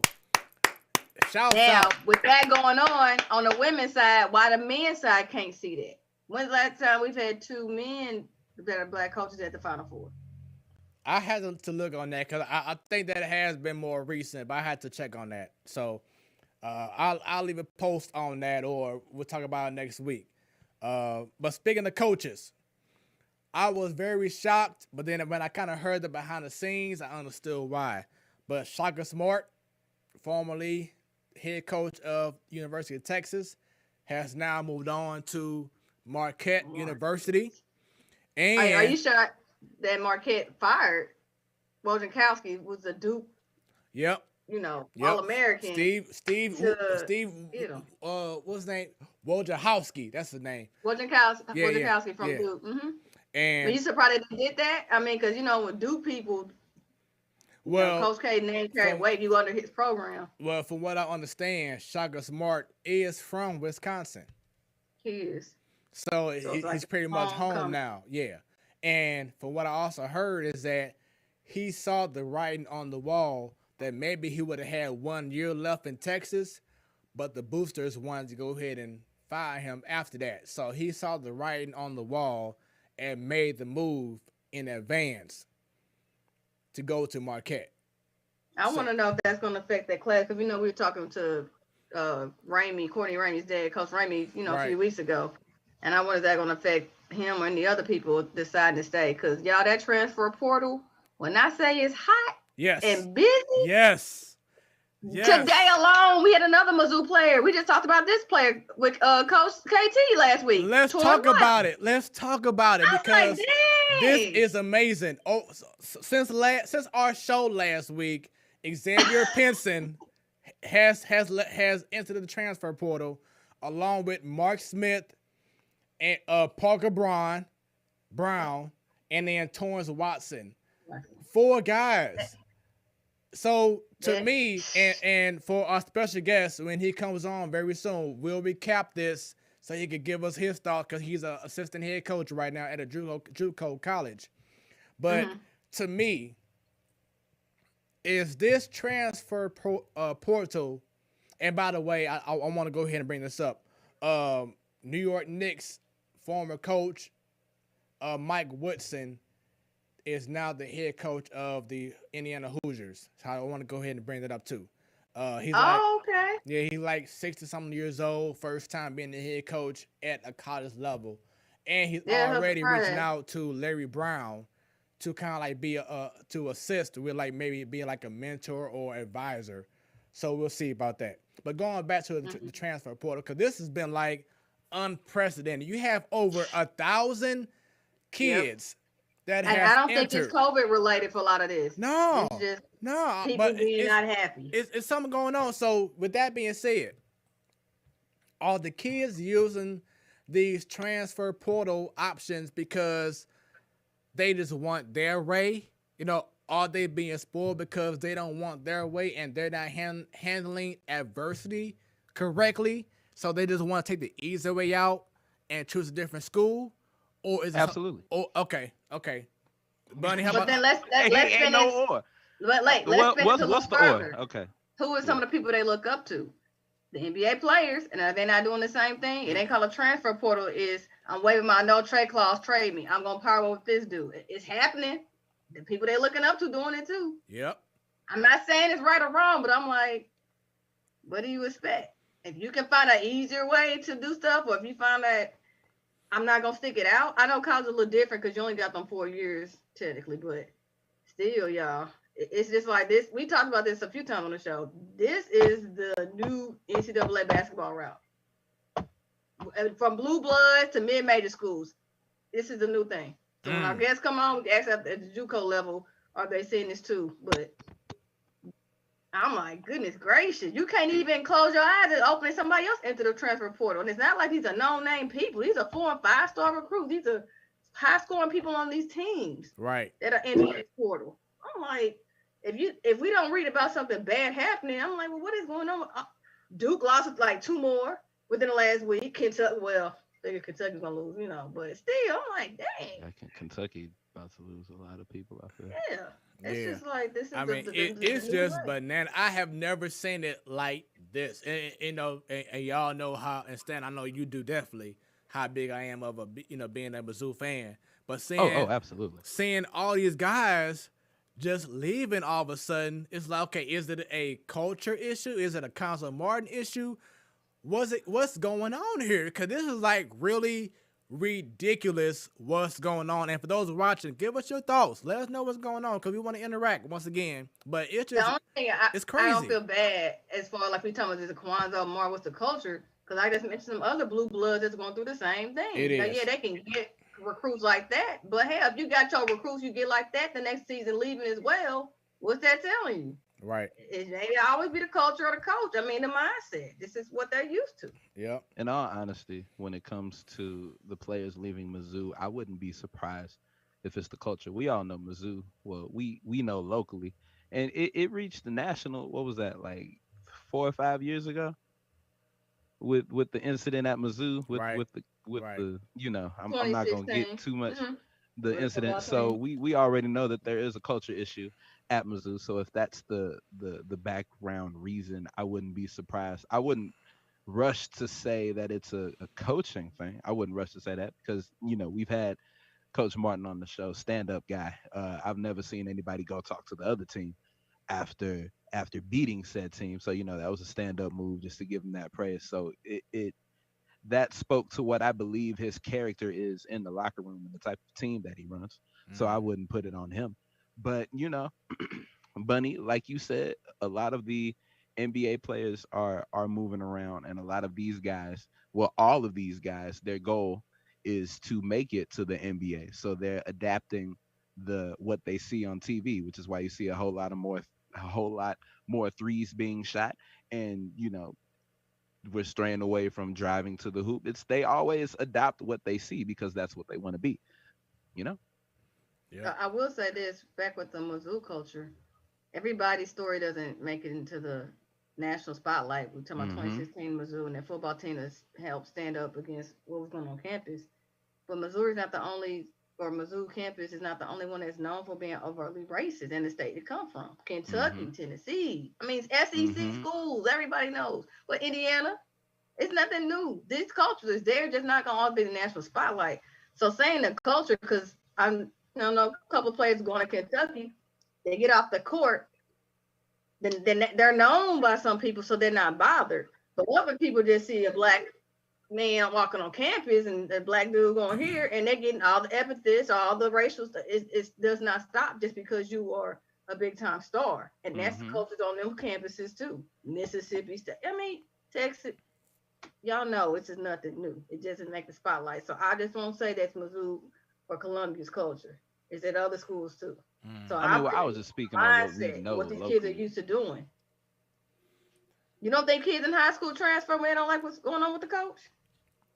No, the parents do. Some of them may not, but other ones do too. That's the parents right there. Yeah, that ain't the kid. The kids want to play with their friends. They ain't trying to. Wait, if you getting highly recruited, it ain't always about your friends. It's about getting them looks to get them offers. You ain't always playing with your friends. I'm telling y'all. I will bet my bottom dollar. Get some more AAU coaches on this show, and we can have that talk. And I bet you, I've seen stuff firsthand. I'm gonna just leave it like that. So, with that being said, the time is here. Let's go ahead and bring in our special guest. He is a former professional basketball player, graduated from Colorado State with a master's degree in education. He is currently an assistant coach at Lincoln Trail, which is a junior college in Robinson, Illinois. I reached out to him. Looks like he just had a very interesting story that he wants to tell, and we definitely look forward to his story being told. The time is now. Everyone share with your friends. If you are a friend of his, a player of his, a former teammate, whatever it is, share on the platform. Sports Talk Show. Without any further ado, we have Coach Dantiel. They call him Deebo or call him Teal. Daniels to the platform Sports Talk Show. Coach, what is going on with you? What's good with y'all? How y'all doing? Good. Man, doing well. It's good to have you on your show, man. We appreciate you taking some time out throughout this time to be on our show, man. What's going on with you, man? I'm good. I just want to say first and foremost, congratulations for 4 years of interviews and just showing love, man. Y'all putting on for the Lou. Congratulations to y'all for real. I'm giving y'all flowers now. Consistency is key, and y'all been doing it every Wednesday. So hey, round of applause for y'all. Hey, man, we definitely appreciate the love, man. I appreciate everyone who's been part of the show. From Sadal to, of course, Stan, B. Baker, Joe, Bunny, to all our guests that we've had over these last 4 years coming up very soon. It has been an incredible ride, and our show has shown so much growth, so many things that we've have added on to our show to make it even better. So we thank everyone. I thank, should I say, everyone for taking out their time to be part of something so special, man. Coach, what's been going on with you, man? I know things have been slowly opening up. People getting vaccinations and stuff like that. I did see a post recently or a retweet that your school, Lincoln Trail, had to cancel its season early. Is that correct? Mm-hmm. And what was the reason why? Man, I'm Is this to see what had happened? Was it's not one of those, is it? That's exactly what it is. So we went on the road to play a winless Lewis and Clark, who we just smacked by 18 at the crib, like a 14, 15 days before. Mm-hmm. We go on the road. We think it's gonna be sweet. We had guys showing up late, and I knew I didn't like the vibe. People wasn't paying attention to the scouting report. They thought we could just kind of walk in and get a dub. So we go there. We end up losing by 1. And about 4 days later, one of our guys, so it's protocol for us, if any of our players say I'm having a headache or my stomach hurting or I'm just feeling some type of way, you have to get COVID test. So we tested him here. First test was positive. The second one was negative. So they was like, we got to treat it as a positive. He went to the health center. Both of them was positive. Then coming to find out, Lewis and Clark had like 4 dudes test positive, and they shut us down. So Dang. Yeah, it was it. We was done for. Well, first, did your players rebound? They okay? No more symptoms? They good? Well, the one guy that had got it first, he was good, but surprisingly, we didn't test the other guys. I'm like, well, maybe we should test everybody else. And I'm like, hey, I don't make the rules. I'm just here coaching. I'm just gonna do my job. But he's still in quarantine right now, and he's doing good. Okay. Well, I'm happy that it wasn't life threatening, but that's crazy. So, did they know about the positives prior to the game? That's the thing. That's what I'm saying. Because and I was thinking that too. I ain't want to say nothing. Cause ain't no way. Ain't four people, y'all. Nah, you can get away with 1, but 4, no. That's what I was like. I don't know that other school. I'm gonna be quiet, but that's 80% of a starting lineup. Ain't no way. Ain't no damn way.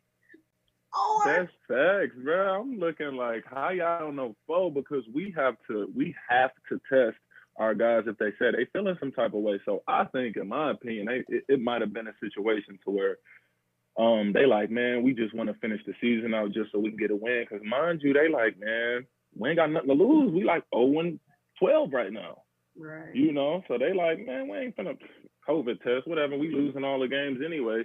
And it was just so fitting that their season had to end on a win like that, and ours had to end on a loss. And then, that's the gift that keeps on giving, because once they got that win, they ended our season. So, it was all bad, but, it is what it is. We ain't the only team that's been affected, but it's crazy we had to go out like that. Right. Hey, Coach, if you don't mind, man, show us your the backdrop I see, man, the sign behind you. What does that mean? Oh, the Teal Talk. Oh, so it's I'll be doing my little. I actually got a podcast. It's called Teal Talk, as y'all can see right there. Platform. I just discuss all things regarding Black culture. I've had scientists on there, entrepreneurs. I had Gwen Berry. She from the Lou, went to McClure. I met her at Southern Illinois. Carbondale had her on.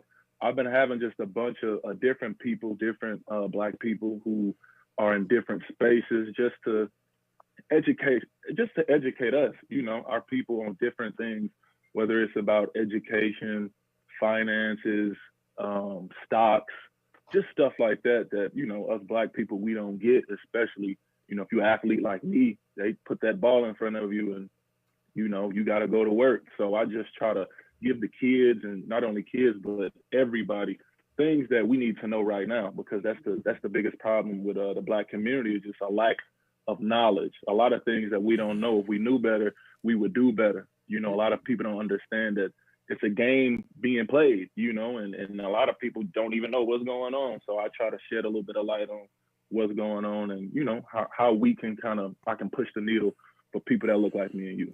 Hey, That's dope. I'm glad you said that, because, and I know this is a sports talk show, but we got to keep it 100. That's how we do here on the platform, Sports Talk Show. But it seems like over these last few years, we highlight so much toxicity, so much angerness, so much hate, so much negativity. The whole, the shade room.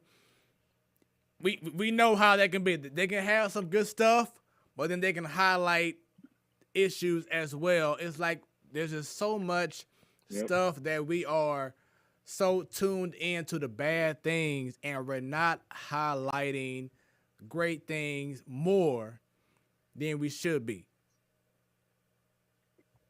Right. You know what I'm saying? So it's good that you're having a show like this. And I hope that, we could be, each or, as a whole, be part of your show in the future, so we can provide some positive light, you know what I'm saying? Because we are at a time in which we need, as a culture, to see more positivity going on around, where we're at this stage of life right now. You know what I'm saying? It's just too much. People reposting videos of fights and of people getting jumped. You know what I'm saying? It's just too much of the wrong stuff that's being put out here on social media. So we need people like yourself to have these platforms to promote things that we need to know. You know what I'm saying? Like, I saw someone had a post about we don't teach credit in high school. You know what I'm saying? Or in college. Stuff like that needs to really be put out there more, because we're not being taught that until you all of a sudden behind debt and you're trying to find out how to get your way out of it. Too late. You know what I'm saying? It's systemically, set up that way. Whether high school or college, they teach you how to be the right E, employee, not the other E, entrepreneur. They don't want you to know. Dropping. Snap. Okay, sister, hold on, my sister. Hold on. Sister goddess, queen of the Nile. Okay. Okay, queen, come through with the Nile. God, it's hilarious. Let's go, Bunny. Ooh, throw up the African flag. You gotta throw up the African flag backdrop for 35 seconds. Crazy nappy hair and all that. Hey, Bunny. Okay. Y'all silly, man. Anyway, keep going. Till you funny, but keep going. Oh man, no, you're right though. That's why I created that platform. I just tried to use basketball, and I try to tell our players that if you come here for 2 years and you leave empty-handed, you a slave, because they successfully used you for your talent. They're gonna use your likeliness, and they're gonna use everything they can. And if you, at bare minimum, can't walk out of here with an associate's degree, and it's the same thing for 4 years, if you can't walk out of there with a bachelor's, what are you doing? Like that. Things like that is what I tell our guys, just on how important it is to handle your business. I'm like, grown men handle their business. So when you can come And you can, of course it's college, you want to have fun, but, handle your business. I did it. You can have fun and handle your business. So that's I'm a player's coach. So that's what I try to instill and try to mentor these guys to let them know real life. I'm like, I can relate to y'all on a personal level, the basketball level. Even if you from Beverly Hills, I can talk basketball to you all day. So that's kind of, that's the type of coach I am, and that's the type of energy I be bringing to these guys. That's what's up, man. And like I said, this is stuff that needs to happen more often than what we're seeing on social media. So let's get right into it, man. The question that we always ask our guests. Stanton, if you don't mind, man, go ahead and give him our opening question we'd like to ask our guest. Coach Deebo, host of Teal Talk, former professional basketball player.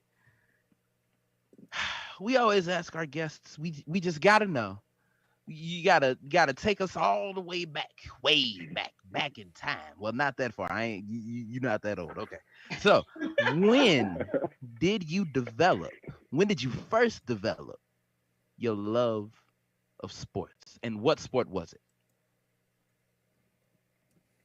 That's a great question, Stanton. Hey, it's a great question. I can't take the credit for it. I Smoooth started to develop my love. Okay. Well, okay. You cited your source, though. Appreciate that. I started to love basketball probably in the 7th grade. I really wasn't. The crazy thing is I wasn't really into sports when I was younger. I mean, I would, play football, not for a team, but just, everybody else playing football, play basketball a little bit, but it wasn't anything that I loved really until I actually started playing it like with the refs and like official. I'm on a team. I got a jersey. In 7th grade, and from the very first time I touched the ball, I'm like, oh, I love this. I couldn't dribble, couldn't shoot, couldn't do nothing. I was just tall, but I knew that I loved it. So that's when I fell in love with it, because I knew. I'm like, man, when we had moved out to Wentzville, 7th grade was the first year. I just remember, like, man, I don't know what I'm doing. I'm fouling, when I shouldn't be fouling. Every time I touch the ball, I'm traveling. If I ain't just catching it and laying it up, it's a turnover. So when I was young, that love just started about 12 years old, man. It was just basketball, and then from there I just learned more about every sport. Okay. So 7th grade, first time touching the ball and being on an organized basketball team. You said you were tall. Did you have a growth spurt right after that? That's right around that time people get to growing. I did. I had a growth spurt, man. I was always the tallest until in high school, probably about junior year. I stopped growing. I'm like, man, I used to be the tallest dude, and now it went from me being the big dude to me being like the undersized power forward. So the growth spurt did hit, but it ran out, and my game had to adjust, and I just had to really figure it out from there. I'm still waiting on mine. So besides basketball, though, you said you started on other sports. What other sports were you playing by the time you were 7th, 8th grade? What else? I actually played football for a little bit, and that's the biggest regret, is that I didn't stay with it. I played for a little bit, and me and the coach just didn't see eye to eye. So I'm like, man, I don't need this. I'm a hooper anyway. Oh, little did I know, we got a little arrogance already. Oh, I did. But it ended up working out for me. But all I'm saying is I regretted just not taking it a step further, because my body type and how big I was, and how I wasn't the fastest, but I knew I just had to be faster than the person who was guarding me on the court, or whoever was trying to stop me on the field, and that usually was always the case. So that's one of my probably my biggest regret. But no other sports, just football and basketball. That track, I wasn't built like that. I ain't gonna lie to you. What position did you play in football? Tight end on offense and DN on defense. Damn, that was just like me. Oh, for real? I was a tight end. Yeah, I was a tight end when I played in Matthew Dickey when I was like 10 years old, whatever. Then I was a DN. Oh, we bringing up child leagues? Yeah. Oh, here we go. Oh, we bringing up child leagues, Smooth. Hey, somebody hold my temporary yarmulke. Oh, all right, Lord. look. No. That's that velvet yarmulke you rocking anyway. Nobody want to hold that. First of all, this ain't even the velvet. This is the traditional keep your waves right rag. This ain't for style. This is for efficiency. So that's that. But yeah, you know, if you talking about the Matthews Dickey days, let's go and talk about these Jewish community center days. Y'all don't want to see me playing at the Whoa, okay? Yup. Boy, that was City Rec, man. Don't call it Whoa. That's City Rec. Get it right. No, it was the Whoa back then. They done changed it now. It's got another name. They call it City Rec. The football team, they held the City Rec, but they, out of Whoa Center though. Oh no. I'm talking about the Whoa in Ladue, Clayton, Olivet. That Whoa over there. Yeah. So you just lost all cred right there, bro. You just lost all your cred. Hey, ain't no shame in my game, but the boy had numbers, okay? Where is it? I'll put it back up. I was going to grab that trophy. Y'all don't want to see it. We don't.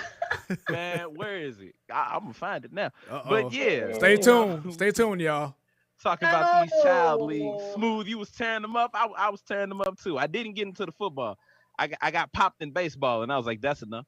Because you're not even supposed to get popped. I'm like, people are signing up for intentional. You one and done off of getting hit with the baseball. Hey, that kid was big, okay? He ain't had no business playing with us 9 or 10-year-olds. It looked like he was in high school. I saw a peach fuzz mustache. All right. Hey, full beard. Like, how old are you? 11. What? No, they be cheating, man. I don't doubt it. They be cheating. Man. It was always the end of half. Be like, you 27 out here. We do have a few comments right here. Shouts out to the era of me on YouTube. She says, hey. So more than likely, it's probably a shout out to you, Coach. What and up? then we have that's my sister right there looking all cool in her picture. There we go. Sis. So, hey, sis, go ahead and share it to all your people. Let them know that your brother is holding things down on the platform Sports Talk Show. Then we have Miss Evelyn Watson says, hey, Stan. So that's what's up. Once again, everyone no matter what social media platform you're on right now, go ahead and like and share. Let's get more people. Y'all ain't got to pay no attention to her. That's my Is Miss Watson your mama? Nah, that's my big cousin. She told me to tell y'all that LeBron is the best. Serena can't be beat. Curry gets the best man award. And RIP Kobe. So I got your message off, cuz there it is. Wow, that was a lot. Right, she came with it. Okay. Right. Look, I didn't think she was gonna do it. I didn't think she was gonna do it. And I was like, oh, she here. Okay. So, Coach, or I know you said everybody calls you Teal. I'm gonna call him Deebo. You said, hey man, RIP to the real Deebo. He right. For real, RIP to him. Man. So I know you brought up a little bit, but why do you feel so much that you probably missed out on football? Man, because they don't call me Deebo for no reason. It's just how I play. I play aggressive. I play bully ball. I'm used to playing against guys that's bigger, faster, stronger, ranked higher. And I feel like that aggression and just how physical I was, just my natural athleticism would have translated perfectly for football.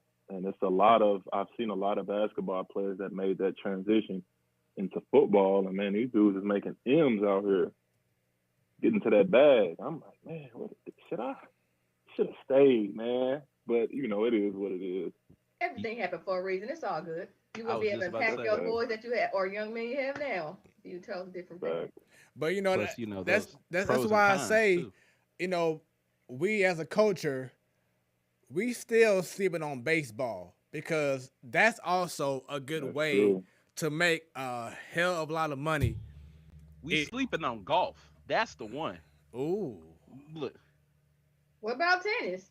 Yeah. That I'm well.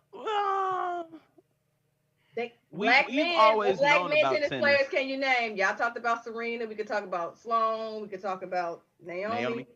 But what and about the black men? Coco. Yeah. Right. Coco Golf. What black women name? But what about black men tennis players? Exactly. Are we talking current? Yeah, because there is no current. I know my black Arthur Ashe Arthur Ashe was groundbreaking. Don't go there. I was like Arthur Ashe. I know my black history, bro. Come on, talk to the wrong person. So clearly. There was a French guy. I can't remember his name, but I could see it. I just. Well, while you saying that, don't forget with my point though. The current time black men tennis players. Yeah, the last black tennis player I can recall is James Blake. How many years ago? Was it recent? Shoot, I want to say within 5 years ago. I haven't heard from him since. I'm sorry. I'm looking at the comment.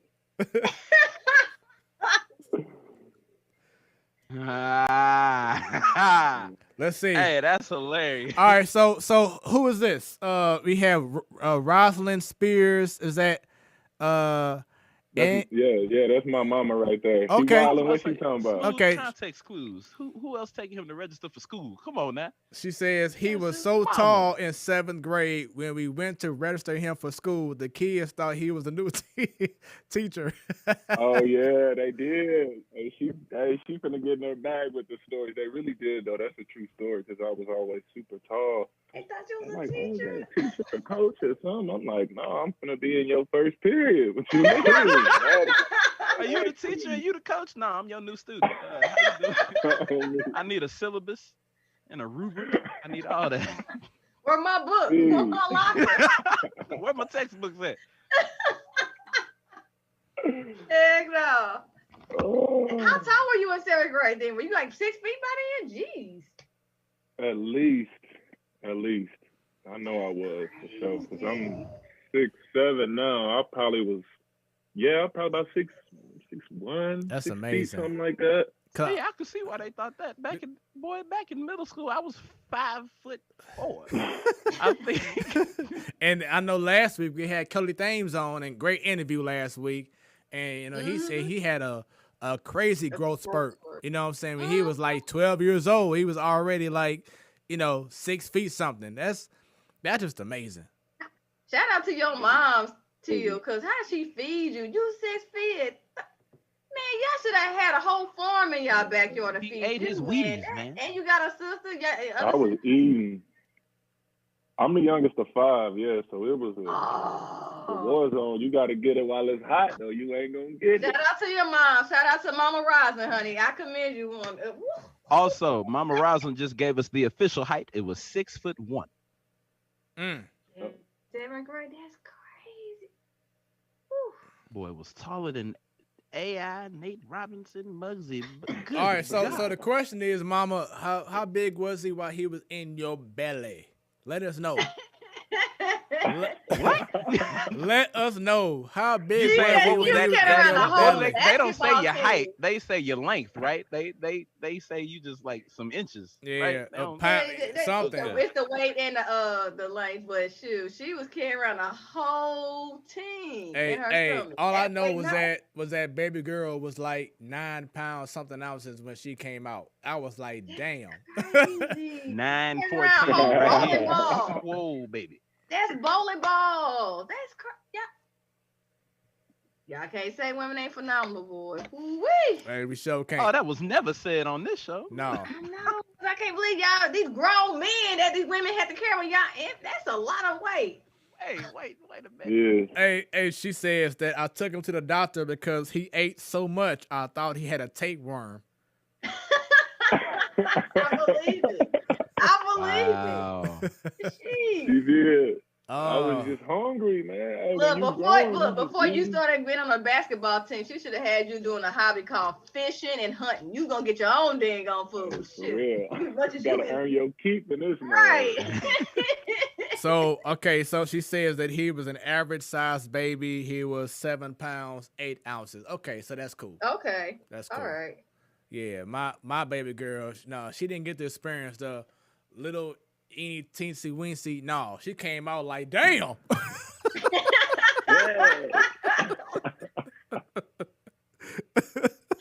Oh my God, that's silly, man. Oh, y'all funny. Hey, I mess with y'all. I love this. Look, stuff. you call it funny. I call it You smooth wanted trying to to find steal. another Hold way on. for us to get a 30-day ban. He's been working on it for 4 years now. And I'm almost there, Stan. I'm almost there. Hey, look, you a little too happy for that. I ain't even gonna lie to you.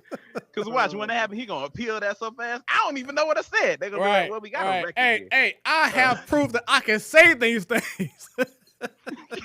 I read the FCC. I read the bylaws. I am within my rights. So, Coach, growing up playing basketball, who would you say were some of your inspirations that you grew up on, who you admired, who you followed? Jordan, of course. I had a picture of Jordan on my wall. Of course, LeBron. And I really was I was kind of an old, so I love Kareem, man. That sky hook, and when he was really in his prime in his bag, he really couldn't be stopped. So those was three guys that I really looked up to. And my favorite, I would say when I was in high school, I tried to be like Dwight Howard, but I'm like, I can jump, but this dude jumping and blocking everything. So I tried to model my game after him a little bit, but after that, I'm like, yeah. As the time went on, Dwight got kind of washed.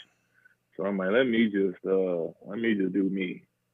Shout out to you for trying to model your game after him and not his head, because that boy head and body ain't never been proportioned right. Hey, never buddy, been proportioned. Hey, that boy a bobblehead.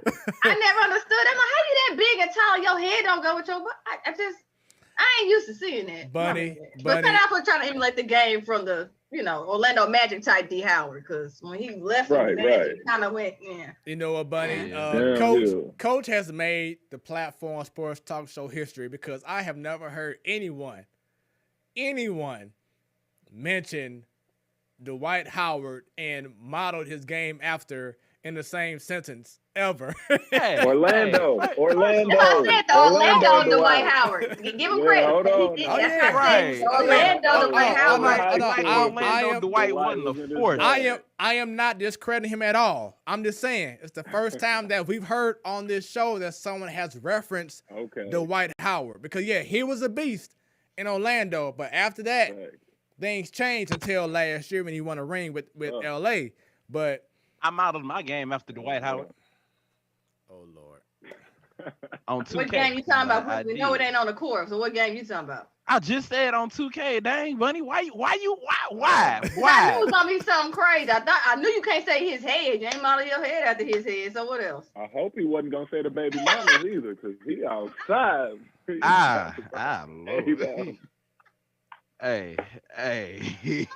Guys, y'all are some class. Why your sister just said Deebo? Deebo Lottie. Got more head than he.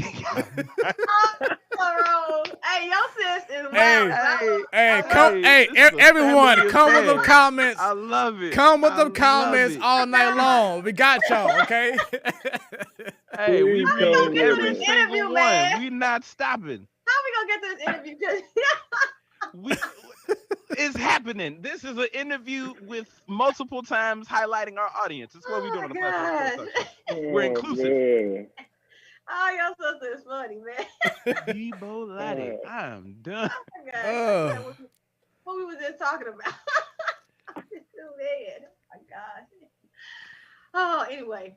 Okay. What were you talking about? All right. So you are a young athlete. You said that you wish that you would have kept on playing football. Was there any other sport outside of basketball and football that you had any interest in? No, that was it, man. That was just hooping, football. That was it. Honestly, I didn't even try for nothing else, because I'm like, I'm gonna make it in one of these. That's how confident I was, and I'm just like, I'm not even gonna try soccer or baseball or nothing. Probably would have been good at it, but you know how we grow up, those is the lame sports, right? Those is the less popular sports. That's at least that's what was fed to me. And so, you know, I was kind of funneled through that basketball, football type of thing. So And Oh. just so you know, your mom says you guys are brutal. I love it. She not on your side, fam. This is not your environment.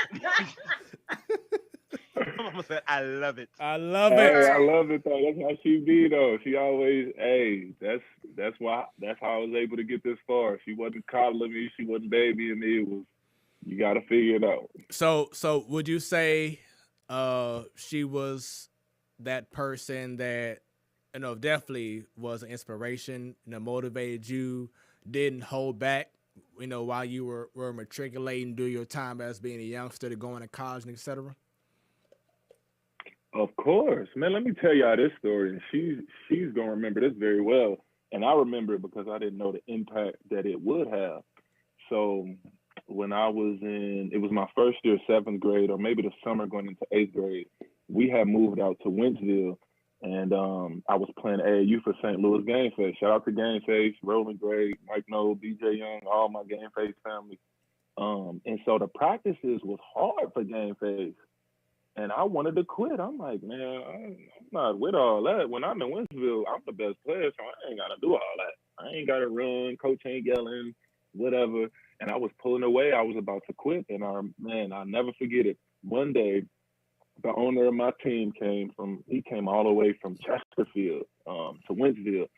And he was offering me like, hey, you know, if you play with us, you know, we'll take care of you. And my mama wrote out like a professional contract saying that, you know, if you stick it out and you keep playing, you get a signing bonus of $100.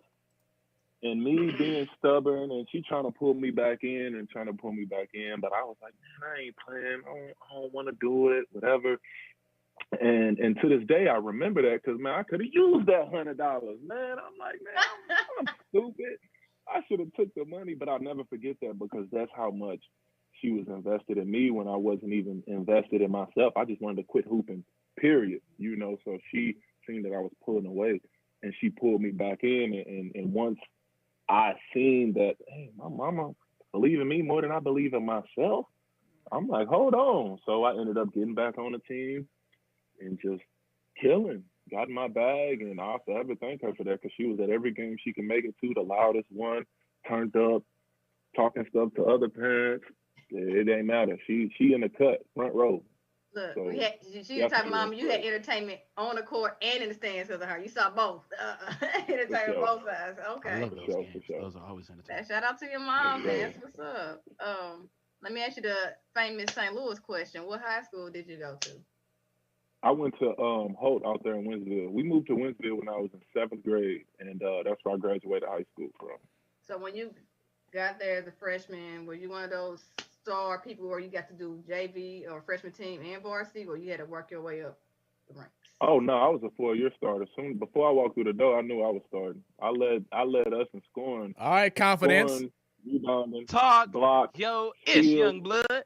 From the time I walked in until the time I left. If you go to Wentzville Holt, you will see my picture hanging up with the 1,000-point club ball, us winning districts. Hey, Wentzville is Till Town. Y'all ain't know that. See, I'm putting y'all on. You got to see that I'm the mayor right here. Okay. So this dude coming up with confidence as a freshman. So now I'm gonna get to the steak and potatoes. So we the big man on campus. We start getting our personal fan club. Do we get the cheerleaders like hi? All that. He's like yes. Everything. All of it. Yeah, it was a movie for real. I'm not gonna lie to y'all. And I'm just forever thankful for it. Like, and the reason I had that hype was because in 8th grade, I ended up breaking the backboard in the middle school, and then word got around, and they like 8th grader that dunked and broke the backboard, and so that just kind of boosted. You know what I'm saying? It got me a lot of clout, and I went there, started, I hooped, and I did my thing. So. Freshman, big man on campus, literally from all angles. He started. He said, "I walked in knowing I was starting." Right. You like I ain't have to tell me. Yeah, you look every day. You spraying confidence, huh? You had the best locker in all confidence. So who would you say helped you develop your skills along the way as a basketball player? Him. No, I'm just playing. Roland Gray, he was my AAU coach. He helped me out a lot. He's in the SLU Hall of Fame. This dude, you just tell, he's about 6'7". You could tell he's super skilled. He just taught me how to do a jump hook. My high school coach actually taught me how to do a drop step because at that time I was just so much stronger and could jump higher than everybody that I didn't have no moves. So he told me all you need is one good move and a counter. I'm like, okay, so I can develop a drop step and then a fake baseline to the middle jump hook. And then once I mastered those, I start facing up and under, footwork got involved. So definitely a lot of the credit goes to Roland Gray, St. Louis Game Face. Shout out to him.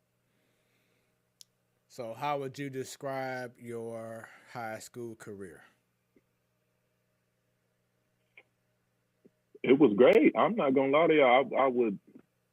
I wouldn't trade it to anything. Like my first 2 years, freshman and sophomore year, I was getting money, but we just wasn't losing. We couldn't get over that hump because they started to rearrange the districts. So my freshman year, I'm like, okay, it's us, Timberland, Troy, Zumwalt North, Zumwalt South. That's our district. Sophomore year, they moved Rockbridge in our district, and then they moved Hickman in our district. That's Columbia High Schools.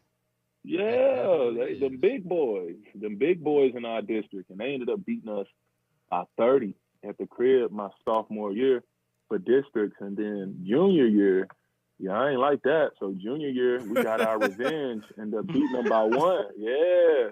Yeah, we beat them by 1, and we ended up winning districts. And then we beat Jeff City, and we ended up losing to Hillcrest, who had Doyle Green Beckham and Stark. So they ended up winning state that year. So I'm sorry. What years were you in high school? That's 2000. I was in high school from 2007 to 2011. Okay. So you a year right above me. Huh. Well, dang. Okay.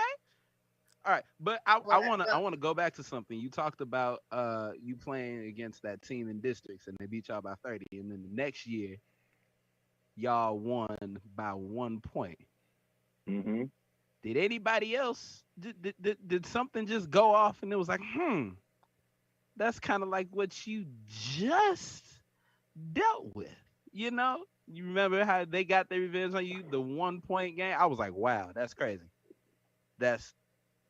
It's like, man, that's it.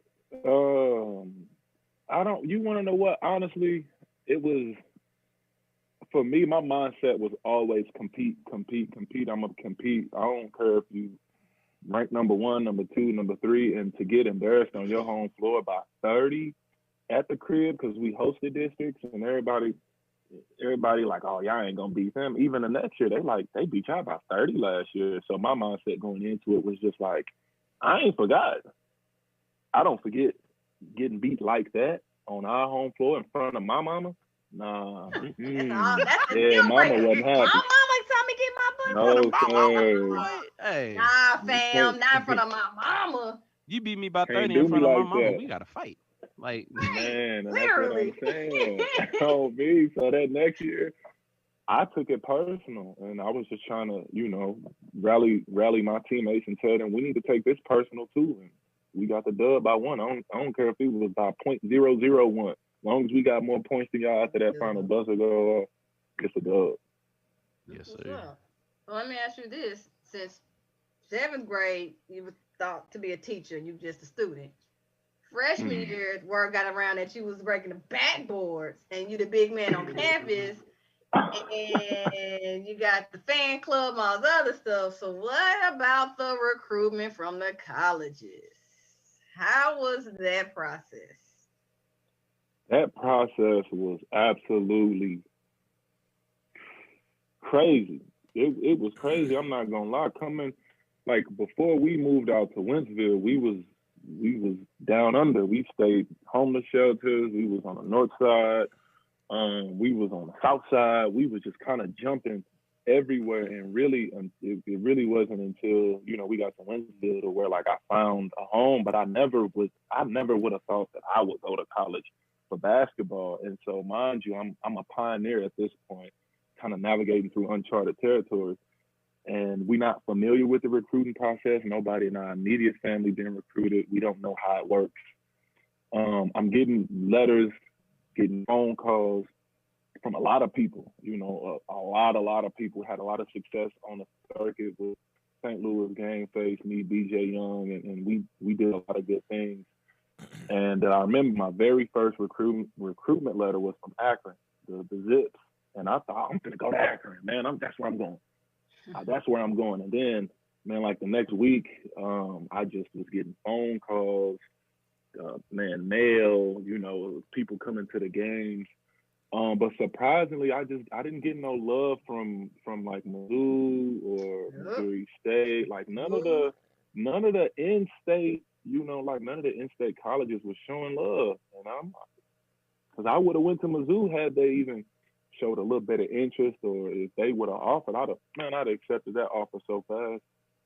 But they didn't, and so I ended up committing to Southern Illinois, Carbondale. And one thing that I did not know, but you don't know unless somebody tell you, like when you go on an official visit, they gonna roll out that red carpet. They gonna have the best hotels. They gonna take you to the best meals in the city, and you just gonna have a great time. And I didn't know that, so I'm geeked up. Me and my mom are like, oh, this is lit. Like, so I committed on the spot, not knowing I had VCU, I had Colorado State, and I had another school at the time where I had official visits already set up with. Canceled all of them, committed. I just didn't know, any better. When you see steak and you ain't never seen it before and your stomach growling, you like, I need a piece of that. That's basically what it was. And so as far as recruitment go, it was a lot, but ended up committing to Southern Illinois Carbondale. So Bunny likes to mention this when we have our guests. Like I said, we had the Kelly Thames, we've had the Lauren Woods. We've had a lot of big time college stars on our show and coaches, etc. Sure. And she loves to reference the He Got Game recruitment. So hey, that's a legendary scene. That will cover. Now, Tia, why he throw me out there like that? Like, he did throw you out there, though. Okay. You all the way out there. Hey, so I know Mom was watching, but was there any inkling of that going on during your recruitment stage? What are you doing, man? What? Of course. His girlfriend could be watching, man. Hey, man, you gonna he ain't hiding it. I'm sorry, babe, but hey, it's the truth. That's what it is. I mean, this is the world we live in. That's it. That's how it is. When you ain't even, you could look like the Kembe Mutombo, and as long as they know you ranked or whatever it is, you come on campus. Unless you just like, nah, I don't wanna. I'm saving myself, or you know what I'm saying? Like that ain't what I'm into. I mean, Bunny, what does that mean? Pretty much like that. What? It's open season, whatever that's popping out there, baby. Oh, okay. I'm like, what does this mean? Look, whatever get put out you there. Go there. Open. It's pretty much. I mean, it's there for the taking. It's if you want it, you can get it. If you don't, you ain't got. If you want it, I got it. I'm telling you. Hey, I ain't come on and go with me. This come on over to my place. Running fast. Turn them off. Turn the lights off. Turn them off. Silly. Oh, Mama, man. no. Y'all crazy. Mama, no. What I heard. This show is now PG-18. Mama Roz, and I apologize on behalf of myself. I didn't know this was gonna happen. My mind's telling me no. No, Smooth, no, absolutely not. Nope, I'm gone. I ain't sticking around for this. Nope. You about to get But my body. Excuse you. Mama Roz is looking. She know for the record it wasn't me. Y'all ain't these shenanigans, not me. You cannot start quoting that pervert anyway. He does not get any love, okay? Oh, man. Mama Roz, you hear this foolishness? It's not me, okay? She ain't dumb. She know what it is. Oh, hey. We all grown. We all grown right here on the platform for Talk Show. Oh, man. She went with him on that whole tour now. That dude split them up. You know that. Everybody together the whole time. Hey, you know what? She laughing right now in the comment. You know, she's like, hey. Hey, it is I'm what gonna go it this is. one. Look, she like that. They walking on campus. They touring. They doing this, and she like, you know what?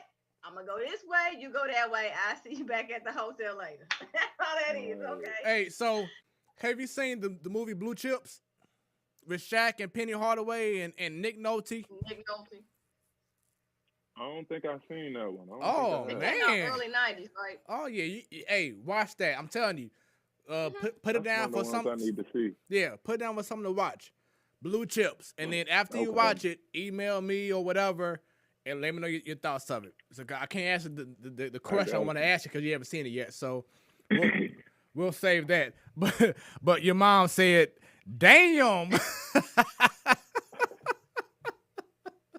Because you ain't right. Because you ain't damn right. Quit hiding, Stanton. Don't be no punk. Quit hiding. Shoot. I'm about he leaving. Hey, ain't no punk around here. Hey, now thinking about it, who knows? She could have been offered too. Hey, for real. Hey, by any means necessary. They say we better take care of mama. What don't you do mom like that. Don't do mom. Right over here. What you mean? You know what? And we giving you money to throw. Oh, man.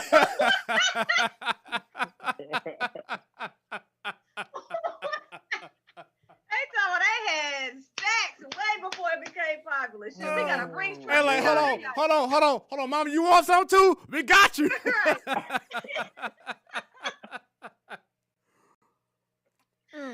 my gosh. Shoot, that's the case. We should have more Ross on here too. Oh man. Hey, you know what? I'm gonna send her the Zoom information. But hey, with that being said, it's the platform Sports Talk Show. I am your boy Smoooth, along with Buddy. I'm sorry. You pointing, buddy. I was pointing at you to let you know it's your turn now. You got the juice now. And Stanton. And we have special guest. Oh my gosh. I'm laughing too much. I'm sorry. And we have special guest. Dantiel Daniels. Deebo. Hey, a few comments here. She's tired laughing too hard at y'all. Y'all some clowns. So a few comments. See, look, you done got the sister involved. Lord, it's a family affair. She laughing. Mama says thumbs up, and then sister says, "Don't do my mama." Hey, you look like mama. Hey, like mama, if she was there, they would have tried to get her right too. So I'm telling you, like mama, it got a whole place right over here, down the road. Look, all this off of one recruit visit, y'all. Just one. Have you ever been behind the velvet curtain? Man, if you were taking them other visits, Till, woo-wee. Hey, he be like, turned out. He be turned out before he would have signed on. All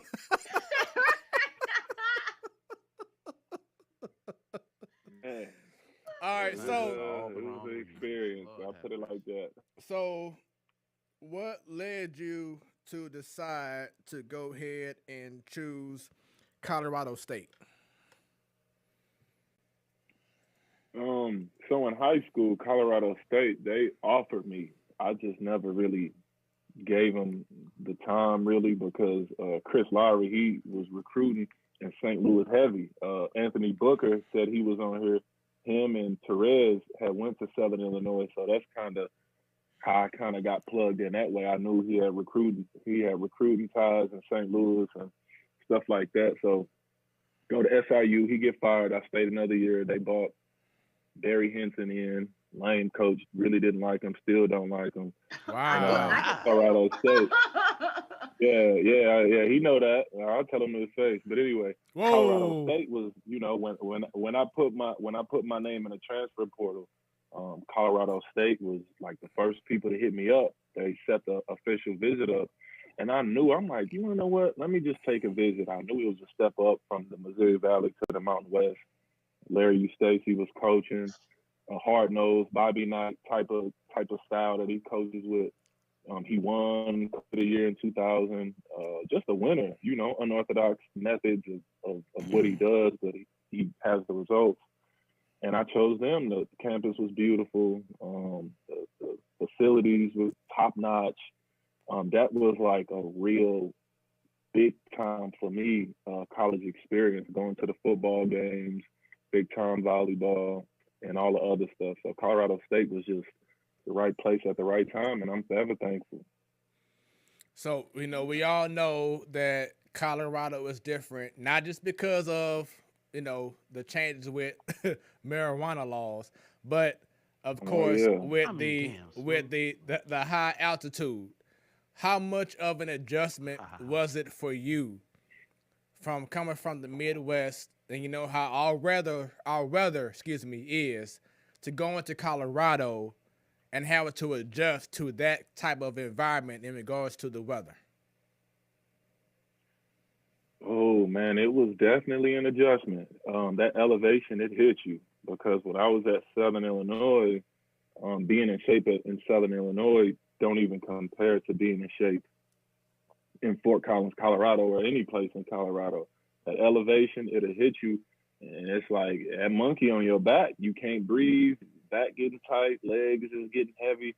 So it took me a while to adjust. And as far as the weather, it was cold, but I mean, I was, our St. Louis weather was bipolar. Right. My granny had me right with the long johns. Took it old school long johns. I had the gloves, so I was ready. But in the summertime is super nice because there's no humidity. So you walk outside and it's 80, but it feels 70. So it was good. And how would you describe your experience, your time at Colorado State? Oh, that was a movie.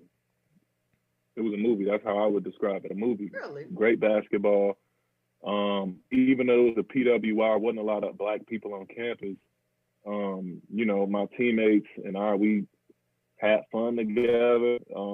At Southern Illinois, it was a college vibe, but it was different. Like at Colorado State, it was like, okay, we get a big win against San Diego State, and you might go out, hit the town, they buying you free shots.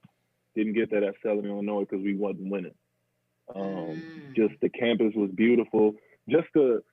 I feel like everything was a step up, and my time there was great because I was able to get a bachelor's and get a master's and be a GA and just meet a lot of people that I'm still in contact with today that is helping with Teal Talk, and that's helping me with my book that I'm writing. So it's just lifelong people that I met there that's still helping me today.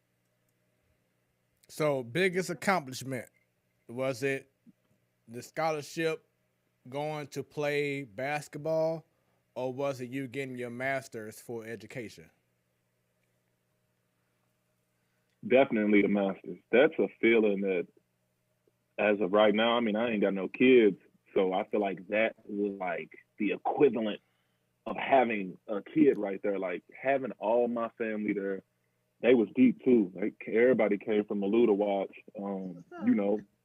Dantiel, like nobody would have ever thought that, I would have graduated, especially growing up how I grew up. I was diagnosed with a learning disability. I was in the remedial classes. I was the classes downstairs for as long as I can remember. I had like modified tests. If it's fill in the blank, I got a word box. If it's multiple choice 4 questions, I got 3. So that was an accomplishment in itself, just to break the barriers and just have everybody tell me that you couldn't do this, couldn't do that. And so I just used my physical gifts to really grow my mental. And, you know, receiving that master's degree was definitely by far my biggest accomplishment. That's what's up. I'm wondering, this is a spinoff, and maybe you already talked about this on Teal Talk. So you just talked about you were diagnosed with the learning disability and you weren't in the normal classes. So do you think that label was put on you because you're being a Black athlete? No, I'm not gonna lie to you. I struggled a lot. My disability was in reading and writing comprehension, so it was difficult for me early on to write. I'm like, man, like I can't write, I can't read, and usually those things, they go hand in hand. You can't be a great writer and a terrible reader. Like, they go hand in hand. If you can write well, you know, you can read well, and I couldn't do any of those things. And I just got to a point to where I was comfortable with the disability, even in high school, hiding behind it because I was so good at basketball that maybe, hey, don't worry about the IAP stuff. Look what I'm doing on the court though.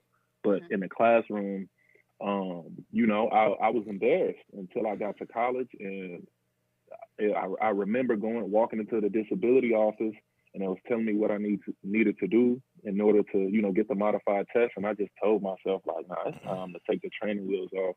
And so I got both my degrees without any disability help. And that was, for me, that was a big accomplishment. For other people, I got this, I got that. But that education without disability help, for me, was just kind of breaking through that glass ceiling and just taking myself to the next level. So now, this is one of your experiences. I'm sorry, go ahead. Go ahead, Bunny. I was going to say, so this is one of your experiences that you use to your current players and students as far as education. Like, I had a learning disability, but I overcame that, and don't use any excuses or stop using crutches to further your education. That's exactly it. You know, and I understand my situation isn't like everybody else's, but I'm like, man, I came from there. Like, I know what it's like to be, you know, in a class and you looking next to you, and you know what I'm saying? Like, we need help. We are down here for a reason. And the only thing I did was I just kept pushing. You know, didn't know how to write, kept practicing writing. Didn't know how to read, kept practicing reading. So I stuck with it, and I didn't give up. That's the difference between me and maybe some of the other people. And, you know, I had a gift too. Let's not count out basketball. You know, being an athlete, you're an investment. So they invested in me, and I invested in myself. And I just took advantage of every opportunity, whether it was athletically or academically.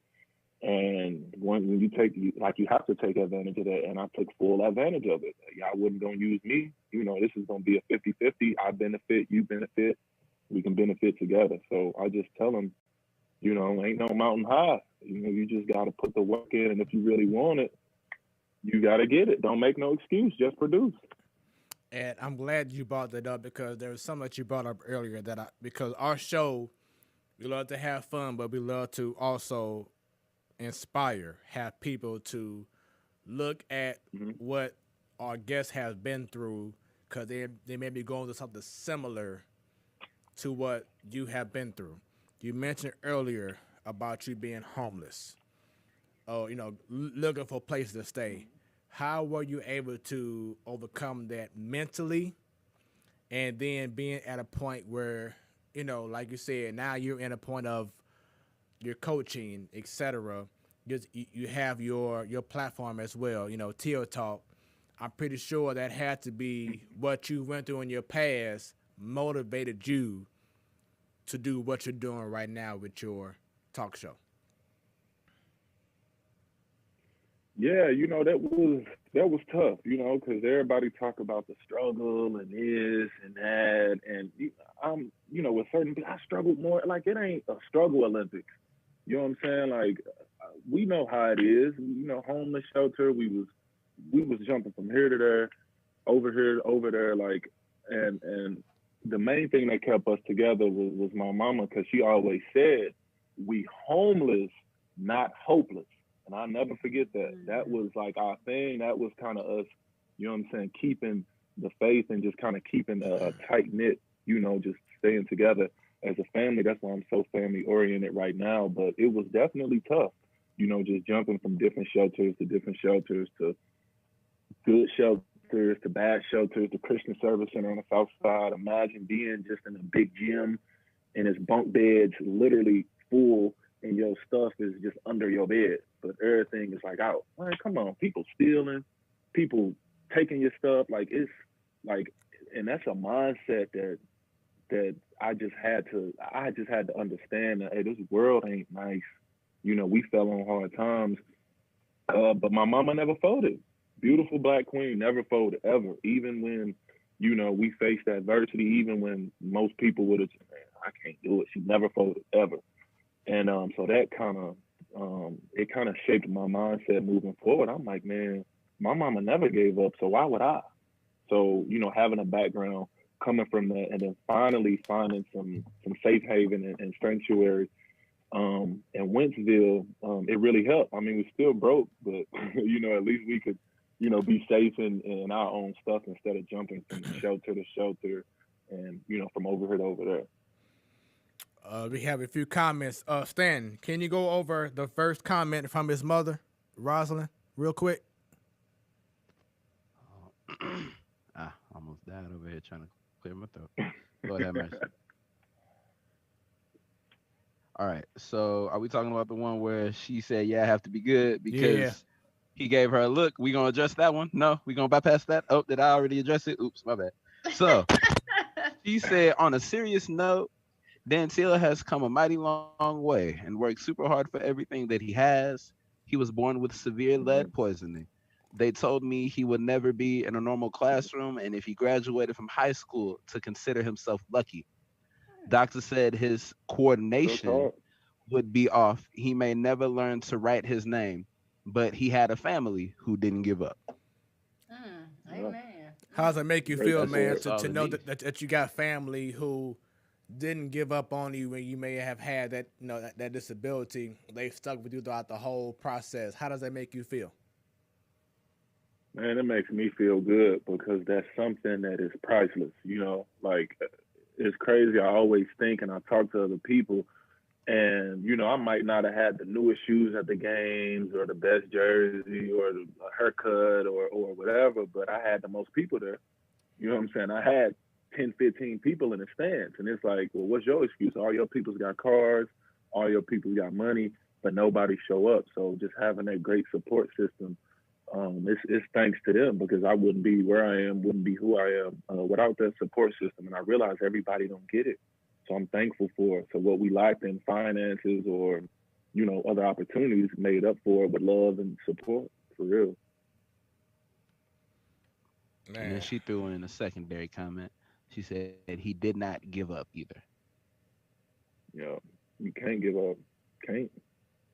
Got to keep going. Well, that's my motto, man. You can't give up when it get hard, because it will get hard. Mm-hmm. It's all about, you know, handling adversity and how it's going to make you be a better person. You know, are you going to fold, or are you going to, you know, continue to push on? And it looks like from what we're hearing and seeing, you took that and you ran with it to make you a better person. Oh, yeah, for sure, man. You just got to, you know, everything I've been through shaped who I am and how I think, and everything, you know, here now, down to the education, to the way I walk, way I talk, having to learn how to code switch. I can talk to y'all like this, but have to go in our office and clean it up. So it was just a learning experience, and I'm thankful, because it's beauty in the struggle. And I don't think a lot of people understand that. Everybody just wants the great. Everybody wants the walking across the stage and getting the Masters, but they don't want the you know, all of the hardships that came with it. And especially in this generation, it's they want to put it in a microwave, put it on a minute, get it out, and then it's done. It's like, instead of just putting it in the oven and letting it bake, you know, like that's and I kind of feel like J. Cole when he said I'm little bro and big bro all at once. Like I'm in the middle of the two generations, to where I'm older than the young dudes. And I'm telling them, like, bro, that ain't the way. But I still got my OGs, you know, people who lace me with the game, telling me, you know, guiding me and still being a mentor. But that's why I just, you know, even with our guys, I try not to be too hard on them. But, you know, the laziness, I have zero tolerance for that. So shout out to you. Yeah, you have a phenomenal story. And Your family support. I'm a big family person. That's awesome. I'm so glad you shared that and you let your players know. So this is gonna segue to something we talked about earlier on the show before you came on. So you talk Mm-hmm. about this generation now, that microwave kind of 1 minute, take it out, better be good to go. You ain't gotta put the hard Mm-hmm. work in to season it and marinate it. It's just instant. So the transfer portal, you heard us talk about it Ooh-wee. earlier. Uh, I don't know, Smooth. He'll be right back. But what are your thoughts on the college students using the transfer portal? And do you think that Pandora's box has been opened and is now going to close again, or this is something temporary? Well, every year, the numbers fluctuate with the transfer portal, but this year, and I'm gonna throw COVID in there because, I mean, you can't ignore COVID, but I think it's a little bit of both. I think it's, every time you see a kid leaving, it's not necessarily that the kid maybe want to leave. Maybe their coach like, hey, we parting ways with you. You can't come back, so you have to put your name in. But on the other side of that, it is a little bit of, man, like it's hard here, and I wanted to play, but I had to wait my time, or they might have had to play behind somebody who was better. And the generation now, they don't want to wait. They just want to come in and they want to, pull up from 30 feet like Steph Curry, and they want it easy, and they want it now. And I think it's a little bit of both, but I do think it's a little more of just the generation of kids. When it don't go their way, I'm leaving. And I think it depends on the situation too, because who am I to stop a kid from having a solid year? You went to Colorado State, you had a very solid year, and you like, well, because of COVID, I can't use this opportunity to go somewhere else, be eligible immediately, so I can kind of use that to play on a bigger stage. Because I'm telling you right now, if I get a job offer from somewhere to where I can have my toes in the sand and it's going to boost my career as a coach and it's going to help me and I'm getting paid more money, I'm taking it. It's a business. And if you treat this as anything other than a business, then you don't understand what's really going on. But I will say that this generation of athletes, it get hard, they want to quit. Yeah, Coach I yell at was them, about they to want say quit. that. Is that to me, it just looks like, okay, I'm not getting the minutes that I thought I was going to get, which is actually your fault. You know what I'm saying? You're not putting in. Somebody gotta say it. You're not putting in the work that the coach has required for you to put in, so you don't get the minutes that you want to get. You don't get to shine on ESPN and CBS and TBS and TNT and True TV and whatever it is. So you I get think that's all of them. you get in your feelings. You get in your feelings because you're not getting 20 minutes per game, and let me go somewhere else to see if I can shine. These kids don't know how to properly handle adversity like it used to be back in the old days, where you would stay. Like back then, you would stay and you'll figure it out. Now it's like, okay, it ain't going my way. I'm gonna find somewhere else that I may have a better opportunity to shine, and it's not even guaranteed you can do that then. I blame Kevin Durant. Well, I also want to say this: you still understand. The transfer portal is not just to basketball; it's for all the NCAA sports. I know basketball gets a lot of the attention, but football players, they've been doing it a lot too. These 5-star quarterbacks, they ain't just the quarterbacks. You have some tackles, some receivers. The ones that, like y'all said, like to get the limelight. So the one that points, usually the receivers, quarterbacks, they do transfer portal too. And I'm just wondering, and even baseball players, but of course we don't watch college baseball like that. But with this next generation, I got to ask them, you think Pandora's box is open or is eventually going to close back up?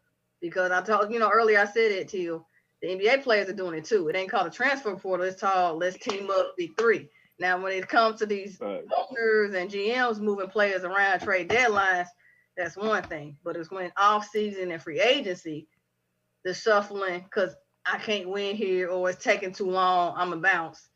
I mean, I can't knock it, but it kind of goes to segue with the whole Stephen A. Westbrook thing. Y'all trying to get this ring now, or you just like, I'm gonna just do my best career without a ring? So that's facts. That is facts. And I think what we're seeing now is a shift, because now college athletes are starting to realize like if I'm not enjoying this, well, I'm gonna just leave. You know, control. And now they like, control the whole narrative. Exactly. And you know, for some people, like I said, for some people, you know, who am I to judge you for doing, or at least trying to make a decision that you think is best for you? Sometimes it works, sometimes it don't. But I think the biggest message is, if you're a kid and this is your third school and you're trying to look at code as an opportunity to make it school number 4, you got to look yourself in the mirror like, how am I getting the same results at all these schools? Like, is everybody else tripping, or is it me? Mm-hmm. You know, is this something that I'm doing wrong? And I think that kind of self-reflection is missing. You know what I'm saying? Kids these days, social media, social media messing a lot of things up, you know, with like people having a false sense of self, or, you know, you have a highlight dunking on somebody and now you got a scholarship to do. Man, you know, back in my day, that ain't enough, because we see a million dudes do that. And then you watch the whole game film on him and he can't shoot, can't guard, can't rebound, but he can jump. Mm-hmm. You know what I'm saying? Like, that's just this generation. So I think we seeing a shift, student athletes starting to they trying to take more power. But I think in that, like, just don't lose, you know, that sense of when you hit a brick wall, just don't give up. You know, if you got to stay an extra year, work on your game because you got a all-region player, all-conference player in front of you, learn from them. Be better. Your time is going to come, but you don't want to wait. Exactly, because you can't compare yourself to a guy like, you know, Durant, Blake Griffin, LeBron, you know, whatever. Nope. Guys who have been there and made millions, did their time, and decide to go ahead and jump to a certain team.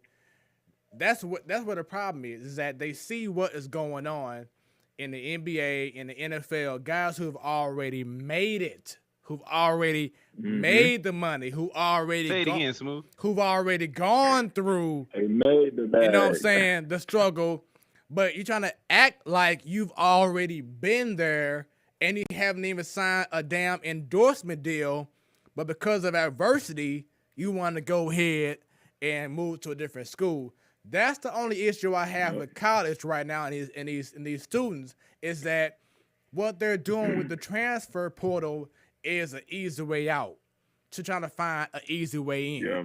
Even what I'm saying. But you know what? With the transfer portal, we know it's always been there. The NCAA rescinded it where you don't have to sit out a year playing. You can just play right away. But let's look at Cam Newton's story. Right. So Cam Newton, y'all know he's a D1 scholarship football from Florida. Right. Didn't work out, but didn't get the PT quarterback, and he got in trouble also. He got in trouble. Transferred to a JUCO. A couple years of JUCO. All right, now you get picked up Auburn. Now all the lights, the glam, and fortune is on you. But while he's at that JUCO, he had a grind. He almost had to like start over. And you think you losing a couple of your years too, with your aging, and I mean he's still young, but you know, that part people don't see what Cam Newton went through. And everybody doesn't get that opportunity where you go from D1, JUCO, back to D1 at the prime, and then you taking off on your professional career. But I think if that works for you, like you said, who you tell somebody, you got to do what's best for you. But you also mentioned earlier about it being a business. So do you need to tell your players, or even other, you know, if they go on college recruit visits, they're not getting told that, but do you tell your players, hey, I want y'all to work on the skill, work on this, but you still got to realize this is a business. Do your players know how to separate that? Definitely. I tell them that all the time, because if I was a coach, I would be failing them if I didn't, because I'm basically throwing you into the fire, you know, if I don't tell them that. And some of the young guys don't really understand. They think, oh, well, I'll be loyal to this school, or I'll do this, or I'll do that. Like, loyalty in college? That's not how it works, because like I said earlier, if I'm a coach and I can get a job that's going to pay more in a better location, that's better suited for me and my family, I'm taking it. I don't care if you thought I was if I was the greatest coach you had, if I was the worst coach, at the end of the day, I'm gonna make the best decision for me. But I do tell them that, you know, you have to go there and you have to work. You know, you're not just gonna walk through the door and, you know, start and play right away and it's gonna be great. No, you're gonna have to compete. And I think sometimes these kids don't want to compete no more. Like, what happened to, okay, we both play the same position, we coming in at the same time. It's me versus you. You my boy. But at the end of the day, it's only one spot left. I want this spot more than so you. I'm going to outwork you. Right. That's it. It's me versus you, man. What we gonna do? I'm finna get in the gym more. I'm finna get in the weight room harder. I'm finna be on top of my books. I'm gonna make sure I'm handling my business, because all those other factors, they add up. Like, okay, he could be better than me, but guess what? He ain't handling his business in the classroom. So that's gonna catapult me, because my GPA has never been in question. I go to class, teachers love me, blah, blah, blah. Like, I'm handling my business. So if it's ever, you know, a toss-up like that, we going with the guy who handles his business all the way around, not just with the more talented guy. But I will say this, it depends on how talented you are. Because if you are a LeBron James type of talent, of course, that's just what it is. You know, I'm not going to sit here and lie to my players, you know, but we ain't got none of them. You don't have a LeBron James, Derrick Rose, nobody taking your ACT for you, so you're going to have to get it out the dirt.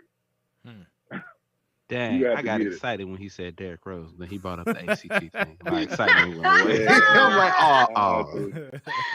Yeah. So I had to bring that up. So you had your experience at Colorado State.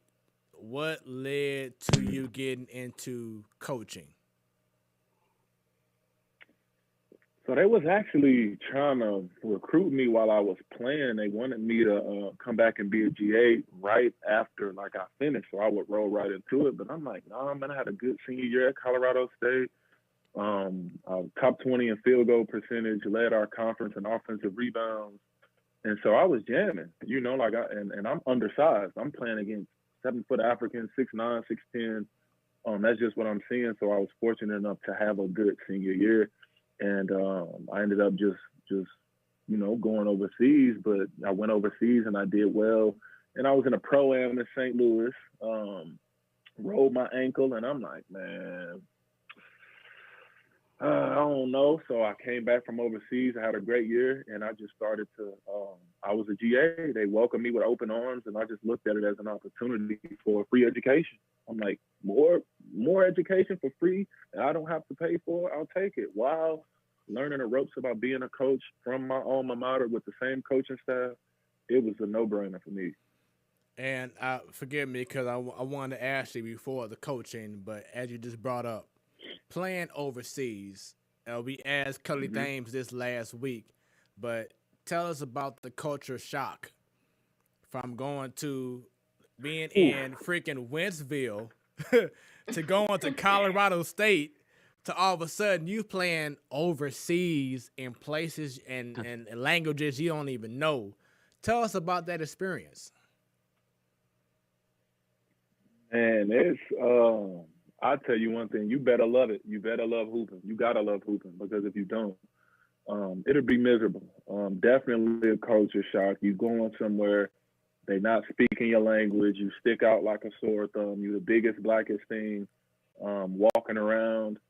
For me, it was a little difficult. I was in Silo, Finland. That was my first stop, and the sun set at about 4 o'clock, so it got super dark super early. Wow. So I had to adjust to that. You know, I had to really adjust. I'm like, all right, about 4:50, and it's pitch black outside. Wow. Along with it being cold, super cold. I'm talking about, it's so cold. My car door, I'm trying to open it, it's froze. So I'm like, man, I'd had to call the team, like, y'all gonna have to bring a portable heater out here or something. Like, that's how cold it was getting. But, you know, I love the game. So I'm like, you want to know what? If this is what I got to do to play the game that I love, it's an adjustment. The food is definitely different. You figure it out. You know, you learn as you go. And at each stop, everywhere I've been, I just learned more. You know, my first stop, I learned okay, how to budget the money, because now it's the first time you get money, you know, and you ain't got to pay no rent, you ain't got to pay no child support, you know, I ain't got to pay nothing. So now it's like you got the money, what you gonna do with it? So everything was an adjustment, and it was just a learning experience for real. So when you realized that you were going overseas, and moms, please leave a comment as well, but how did she feel you going overseas? Oh, she was proud. Of course, she was worried. Oh, my baby, but she was proud. You know, that was something that you would ask me that 8th grade, high school, like I was just hooping, but I never really could really look further. I would have never thought that I'd be able to play the game that I love, that I had just picked up 2 years before, and be successful and be able to go around the world and play and make money and have fun. Hey, I'm pretty sure when your mom said, I mean, your mom heard you making money, she's like, okay, do your thing overseas. Right. Make that money. Right. So, tell us about Lincoln Trails. How's that team? I know we talked about earlier, you know, the season was cut short, but tell us about you just taking that assistant coach role and just your overall experience being part of Lincoln Trails. Man, it's been definitely a learning experience. I've learned a lot. I'm pretty savvy when it comes to X's and O's, or at least I thought until I got here. A lot of the things that my coaches would tell me to do, I never knew how it worked or why it worked. But once I got here, our head coach, Coach Stuckey, shout out to him. He's been a big help. Coach Cook has been a big help too for it being my first year.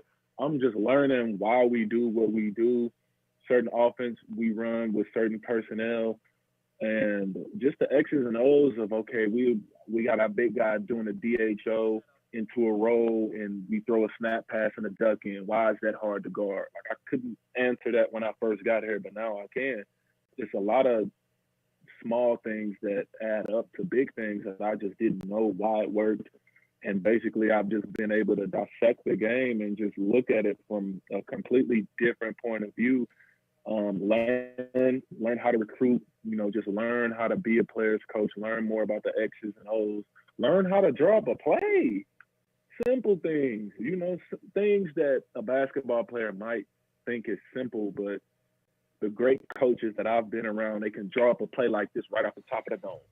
I know where you're supposed to be, and I'm putting you over here because we need a shooter in the corner. I'm putting you there because they double teaming you, even penetrating on that side, they can't help. So they're either giving up a layup or a three. So what they gonna do? That's just stuff that I didn't really understand. You know, coaches just put me in that position, but now I'm in a coaching position. It makes a lot more sense, man. I learned a lot. Definitely learned a lot since I've been here. That's what's up. Gotcha. Your mom said that she was. Oh, I'm sorry. Your mom said that she was happy and sad, but always wanted you and you know, your siblings to live the best life that you can. Then she said that he's playing basketball. Him playing basketball has led not only myself but only family members as well to travel to different places that he would have never gone to before. So with that being said, once you were, you know, playing professionally, they never had to worry about paying for seeing you play wherever you went to. Is that correct? That's correct. That's dope. Correct. That is correct, man. It's just a blessing, man. I was just so caught up in, okay, I went to Finland, and then, you know, I went to go get my master's, and then once I was done, I went back to South America. And then once I was done with South America, I went to China. And then once I was done, like, I was just so busy worried about what's next. And I just was so laser focused that I didn't just kind of take time to kind of, you know, pause and just reflect on the journey. And that's important. And now that I'm coaching, I've definitely had time to really think about it, all the places that I've been, the things I've been able to do with a basketball. It's great, man. If you do it right, if you stay down and if you grind, it's not going to be perfect. It never is. Nothing is. But if you stick with it and you grind and you grind and you grind and you got great support, you know, from from your family like I did or people that care, you can go a long way with it. That's what's up, man. And, we definitely appreciate being able to hear your story, where you have came from, because we hope that for those who are watching right now, this has been a huge inspiration for those to know that, hey, I'm going to do this, but I can overcome it. You know what I'm saying? So we hope that a lot of people are tuned in right now. For those who are watching, that you're sharing this stream, listening to what you're saying, and know that, hey, it's not over. That's the bottom line. It is not over. If you want it, continue to go and shoot for the stars. And we appreciate being able to hear your story at this time. I know that pretty soon Bunny has to go, so I want to go over a few things. As we went over a few topics, was there anything that we talked about that you wanted to discuss? The Russell Westbrook thing. Yes. Man. Let's talk about it. And you know what? I want to go ahead and lead into this. For those who don't know, Russell Westbrook a few days ago had like a crazy stat line of 20-some points, like maybe 10 or something assists. Rebounds. And then he had like hell of rebounds or whatever. He had just a crazy stat line. And Stephen A. Smith pretty much said, I'm not impressed with that. And well, you know what? I'm going to go ahead and play what Russell Westbrook said, and then we'll further talk about this. So I'm going to go ahead and play it right now, and then we'll continue. In your career, continue to hear those comments and just keep going and keep that laser focus. How do you just tone everyone out and just play basketball the way you do? That's how my life been since day one. I've been playing basketball for my whole life, and like my wife mentioned, it's important that you don't let people deter you from your goals, deter you from your plan, deter you from the things you have destined in this world. Because prime example, man, is I watch these college games and I watch these kids and these announcers, man, they get on their TV and just say anything about a kid. They don't even know him. They don't know his family. They don't know where he's from. They don't know what he's been through. They don't know his struggles. They don't know his pain. They don't know anything about the kid. But one thing said on TV can determine how you perceive this kid on TV, which will allow him not to be able to reach his goals, which will allow him not to be able to get drafted, which will allow him not to take care of his family, which will now not create generational wealth, which now makes our people and the minorities, the underserved community, which makes that gap. It's way bigger than basketball. That's my entire life focus. And my wife, that's what she's mentioning, because we talk about all the time, is that, I sit back. I don't say much. I don't like to go back and forth about people. But one thing I won't allow to happen anymore is let people create narratives and constantly just talking shit for no reason about me, because I lay it on the line every night, and I use my platform to be able to help people all across the world. And nobody can take that away from me. I've been blessed to be able to have a platform to do it. And like I said before, a championship don't change my life. I'm happy. I was a champion once I made it to the NBA. Like, I grew up in the streets. I'm a champion. Like, nobody can. I don't have to be an NBA champion. I know many people that are NBA champions that's miserable. They've done nothing for their community. Have done nothing for the people in our world. And for me, man, my legacy, like I mentioned before, is not based on what I do on this court. I'm not gonna play basketball my whole life. My legacy is what I do off the floor. How many people I'm able to impact and inspire along my journey, man. And that's how I keep my head down and keep it pushing, because it's very important that you don't let the negativity seep in, because it's been like that my whole career. Honestly, there's no other player that kind of takes the heat that I take constantly, but I take it as positive, because obviously I'm doing something right if people talking about me, and that's how I feel. And I say my best foot forward, stay prayerful, keep my family close, and keep it like that. All right, so I'm gonna go ahead and say my piece, and then we'll go ahead and have this open discussion. I I hear what he's saying, okay? I'm a champion because I made it to the league, the whole nine.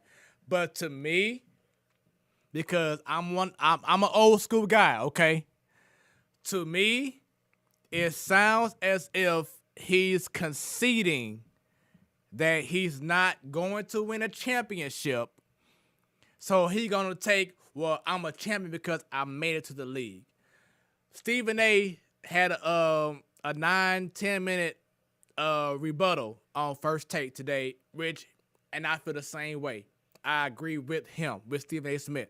When Stephen A. said a few days ago, like I said earlier, what you did the other day doesn't matter. I'm not like, wow, whatever. Because when you sign a contract, when you get drafted to the league, you sign a contract to win championships. You don't sign on because you want to win personal achievement records. You sign on because you want to win championships. And it seems like that was a conceding speech that Russell Westbrook was like, hey, I'm realizing in my career where I'm at right now, I'm not going to win an actual championship. And my thing is to me, that's not good enough for me. Because you signed up to win an actual ring. It's great that you average a triple-double, that you're getting 30 points and 20 rebounds, whatever. That sounds good. But what are you doing to actually win a ring? Ever since KD left, he got bounced out a couple of years in Oklahoma. You saw what happened last year in Houston, and you see what's going down in Washington. It has to get to a point where we can't celebrate these personal records that you're doing, because what are you doing to actually get your team to win a championship? Because that's why the team brought you to them, because they felt that you could be a key cog to helping them actually win. That's why you're in the league. It's not about the personal achievements. It's about you winning a ring. When like Deebo, coach, when you went to Colorado State, they bought you in because it wasn't about you trying to beat somebody else's record in regards to how many assists you had in the game. It's about what can you bring to help us win a ring. That's what it's all about. So that's why I'm on Stephen A. Smith's side. I don't care if you had 100 points and 80 rebounds and 55 assists. If y'all still lost or you are nowhere near winning the whole thing. That's what it's all about. And I feel like these players nowadays are forgetting that. That's why you were given that big contract. Because they want you to bring them a championship. So I totally agree with Stephen A. Smith. But let me know y'all thoughts on that. I agree with him too. I love what Russell Westbrook is doing off the floor. I love his, the NBA cares. I love him giving back to his neighborhood. And yes, you are a champion in that, but on the court, I'm not impressed either. We've seen him do 20-20-20, Right. And he dedicated that game to Nipsey, and like we see these numbers, but it's like I want to see these numbers in the playoffs, or if you trying to put your team in position to, to actually make the playoffs and make a run. Like, man, yeah, you a champion, I get it, but dang, we talking about rings here. Like, we talking about competing. Like, I love what he's doing off the floor. I love it. But nah, it sounds like, man, I don't need to win. You do. Yes, you do. If you want to, you'll be remembered as a triple-double dude, and that's cool. That's great. I'm not taking anything away from him, because that's a great accomplishment. But, that's why, the greats, Charles Barkley, Hall of Famer, ain't got no ring. Shaq always on him when y'all listen. Like, that is what takes you over the hump. That's what makes you good, great, legendary. Like, yeah, Russell Westbrook, you're great right now, but the stuff off the court, I love it. You know what I'm saying? There's a lot of people that don't do that, so kudos to him, shout out to him. But if we strictly talking basketball, it sounds like, oh, I don't need this ring to validate. Yes, you do. You do, and you know it. That's a defense mechanism. You know it just as well as we do, because if you go your whole career without winning one, it would be a failure, especially with how talented you are and the chances you had. You didn't win. You ain't get the job done. So that's my opinion. Well, when you say that if you don't win a championship, then you're a failure, your career is not a failure, is it? Like No, of course not. Barkley, they don't have rings. It's not a failure, is it? No, but that you're not gonna put them in the category of the greats. I mean, he's great, but it's levels to it too. It's levels. You can be on that level, Russ, and that's great. But if you want to take it to the next level, that's not the mentality. The mentality is, I ain't been getting it done. I'm trying to win one. That's the ultimate goal. But it sounds like his goal ain't really, I just want to go out here and play hard, and that's great. But that ring, it don't mean nothing without that ring. You can still be great. It's a lot of great Hall of Famers, but it's levels to it. We ain't having the same conversation with LeBron. He got 4. Jordan got 6. Kobe got 5. Shaq, like, that's the kind of the separator, in my opinion. That's what separates you from the next guy. My 2 cents on it. But we know all of this is entertainment, and Stephen A. is Stephen A. And Stephen A. got a valid point, because he was like, he's not knocking Westbrook as far as we expect that you're gonna get triple doubles, no matter how your triple double stats. So we expect this from this ain't nothing new. Right. Of course, you get in the ring, that'll be something new and phenomenal. Westbrook's perspective, okay, you say you're a champion because you made the NBA. It's hard. It is a very, very hard race. Shout out to you. But people don't see it like, hey, because you made NBA that you're a champion. Those people like, nah. For the ones that get to the NBA, still got a job to do. He didn't have to say or respond to Stephen A. So apparently it struck a nerve with him. He got his feelings. This ain't the first time Stephen A. done talked about Russell like he talked about other athletes. They either can chime in on social media or they stay silent. Why he picked this time, it must have struck a nerve. Again, all he did off the court, phenomenal and then some. And he got a point. There are people that got rings. There are people that got rings because they was on a bandwagon. They didn't put in that work to get the ring. Like they're going down their career. They did 12 men on the bench, but they still get a ring. All right, he got a point with that if that's what he was trying to insinuate. But in general, people who got the rings that earned it, they're happy. And the ones who don't, like we're talking about Charles Barkley, Karl Malone, they still get roasted, but we don't knock their career as far as what they did. Of course, right. I just think Russell could have just left this alone. You talking about you don't want nobody to start and create the narrative about you. Ever since your big toe stepped on the court, somebody's done it. Big toe. That's what it is. It's all entertainment. And I had nothing wrong with his wife chime in. But, it's what people do. Couples or whatever, they want to defend that person. That's fine. But I just think, why you chime in now? Yeah, when you was traded to the Rockets, there was a narrative written about you then. You and Harden gonna be ball hogs. Why you ain't say nothing then? Why pick now? So it must have struck a nerve. I'm sorry, I do have to go, but Coach Teal, shout out, great job. I'm gonna keep following you, keep doing what you do. Gentlemen, thank you all for letting me have this appreciate you minutes tonight to join y'all. Thanks for the laugh. Shout out to again your mama Rose and your sister.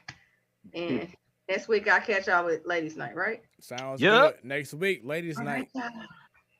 All right, it's been fun. I gotta run. Talk to y'all later. All right, Bunny. I'll let you. Stan, I know that you had something that you probably wanted to say about this Russell Westbrook situation. So it's been like 3 or 4 years since he won the MVP. It's been what, 3? No, it's been more than that. 4, right? Maybe 4. 4, yeah. And so he won, and that same year, didn't he average a triple-double for the entire season? Yep. And then he did it the next season, and what was the hype? There was none. Exactly. Was it? They were like, he did it again? Okay. He wasn't even close in MVP voting that year. First round exit in the playoffs. That's what it was. Seriously. Isn't that what happened when he won MVP? Exactly. Didn't they bump out first round too? That's what I'm saying. First round exit. So it's like we were saying, those numbers show up in the regular season, but never when it like truly counts in the playoffs. Which, you know, not to fuse the two, but I guess we can fuse the two since they were former teammates. That's why I have that stance on Harden, because it never shows when it matters. Yep. No matter what team he's on. Brooklyn bandwagon fans, y'all gonna see in April. Y'all gonna see. Call him out. And y'all gonna be real mad. Call him out. Sick. And look, y'all finna have one man trying to carry that whole team, and then KD gonna have to call LeBron and be like, "Yeah, I get it." So because nobody else is gonna show up, because no one else has shown up. Everybody else on that team has been either a first round exit or a big old letdown when it comes to the playoffs. Or you've been LeBron's teammate, Kyrie. But anyway, we're talking about Russ right now. Right. So Westbrook, you brought it up earlier when KD left for the same reasons that Coach Dantiel was talking about. They don't have the heart anymore, but that's a whole nother story. So once KD left, Russ was left there to do it all by himself, and he did. And so that was cool. That was amazing. Everybody was going crazy about it, but there was nothing else that was shown afterwards that will make us think, oh, wow, this guy, it's like he's doing this special thing.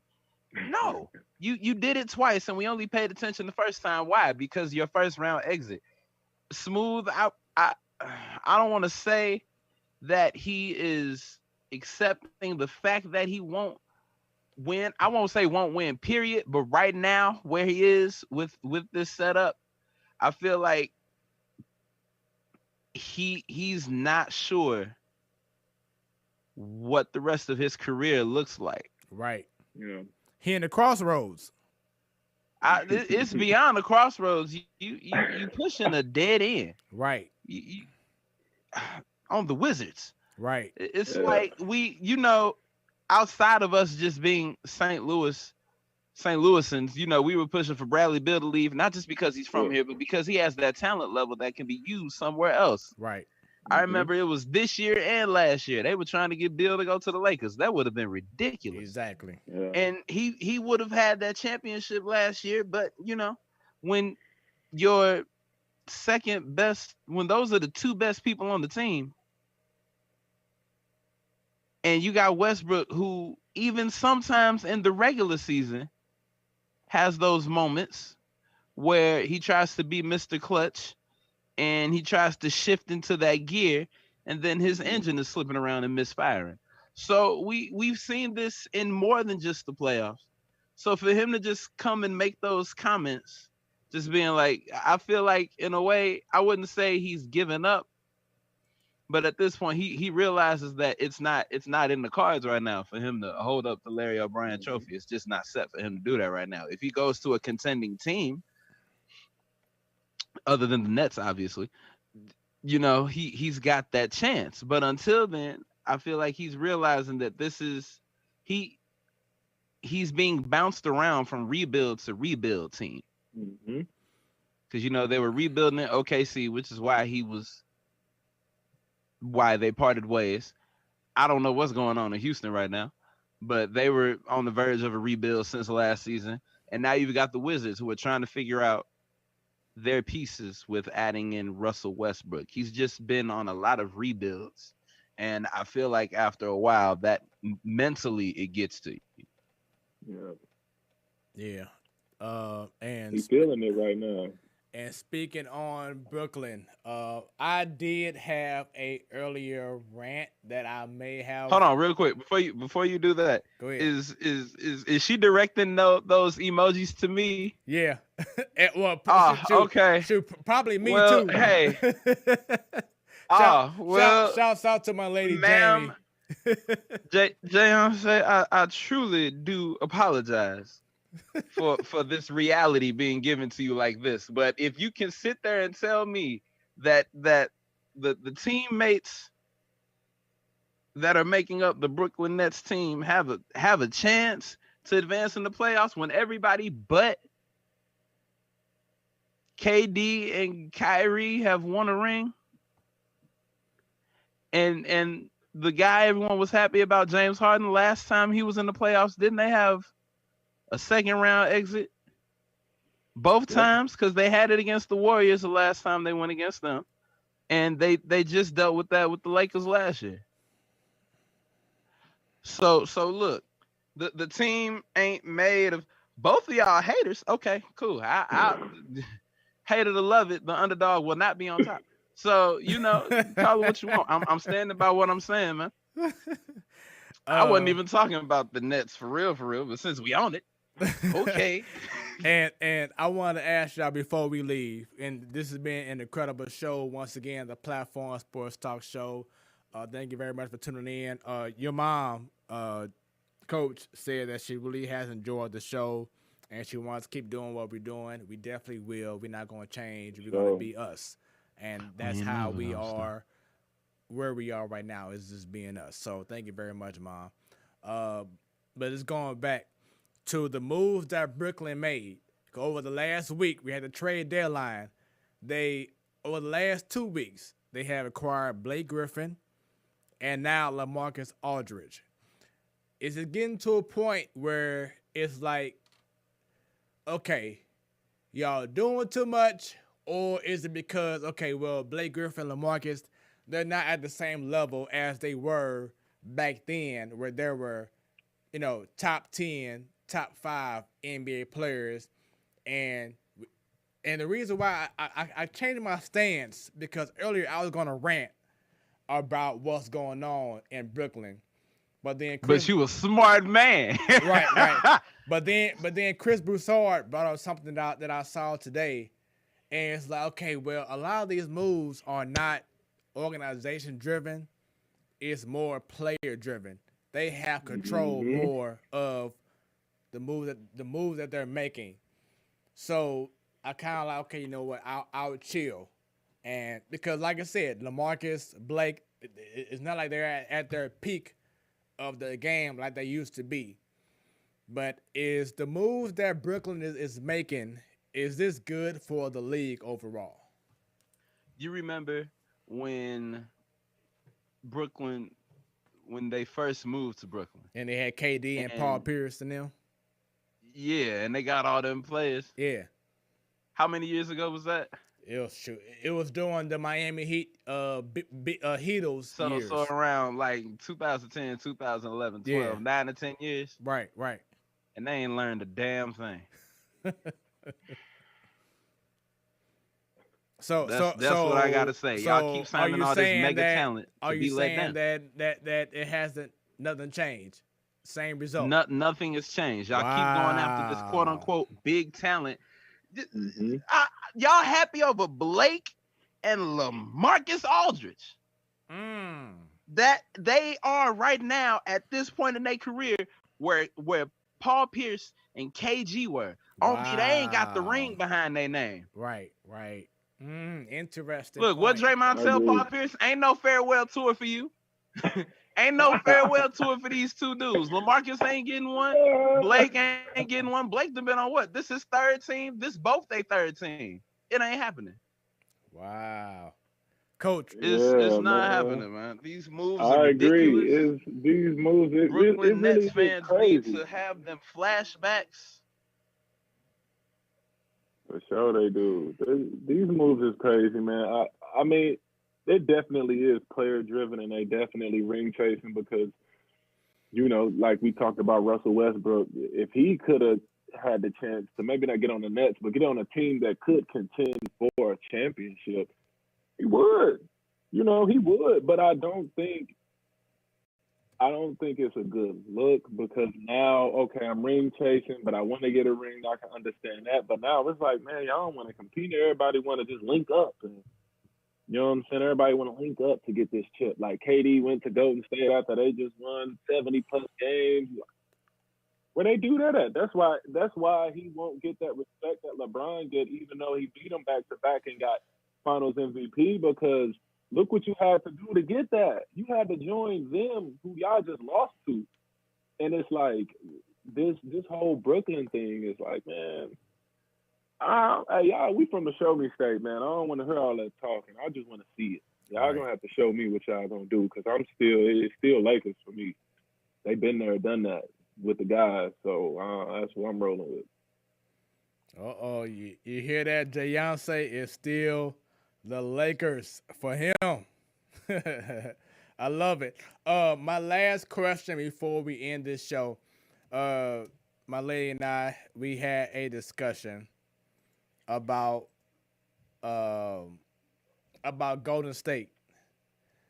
During the years that they won, 3 out of 5 championships, who would y'all say was the heart and soul of that team? I'd say the heart and soul of that team was the only man that's still playing at this point. Wardell Stephen Curry, the second or the third. I don't know which one he is. Retweet. It's nobody else. It's definitely Steph Curry, man. KD was the better player when he joined them, but when they was rolling, Steph had that thing rocking. Steph single-handedly changed the game. Now you got kids now who don't even want to do form shooting. They just want to pull up from 40.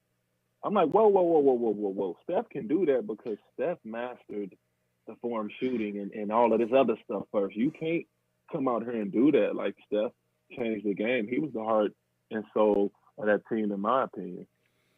Got people pulling up from the 3 on the other half of the court.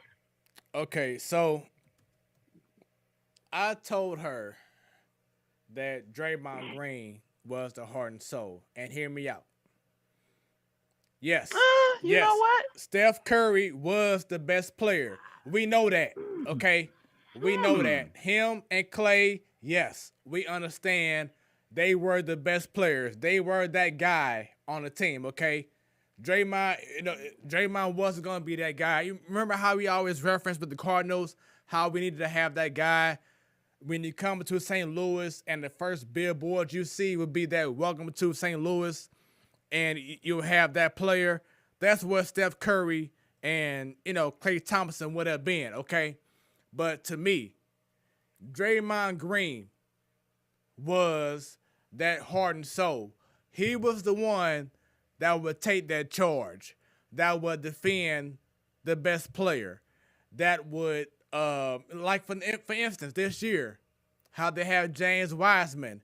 He's the one that said, come here, Brooke, let me show you the game. Let me teach you this. Let me help you out. He's actually doing that for a lot of players, even outside of that. Exactly. He's that one that brings that different spirit, that heart, that determination. Like I said, we know Steph Curry and Clay, they're going to be the marquee guys.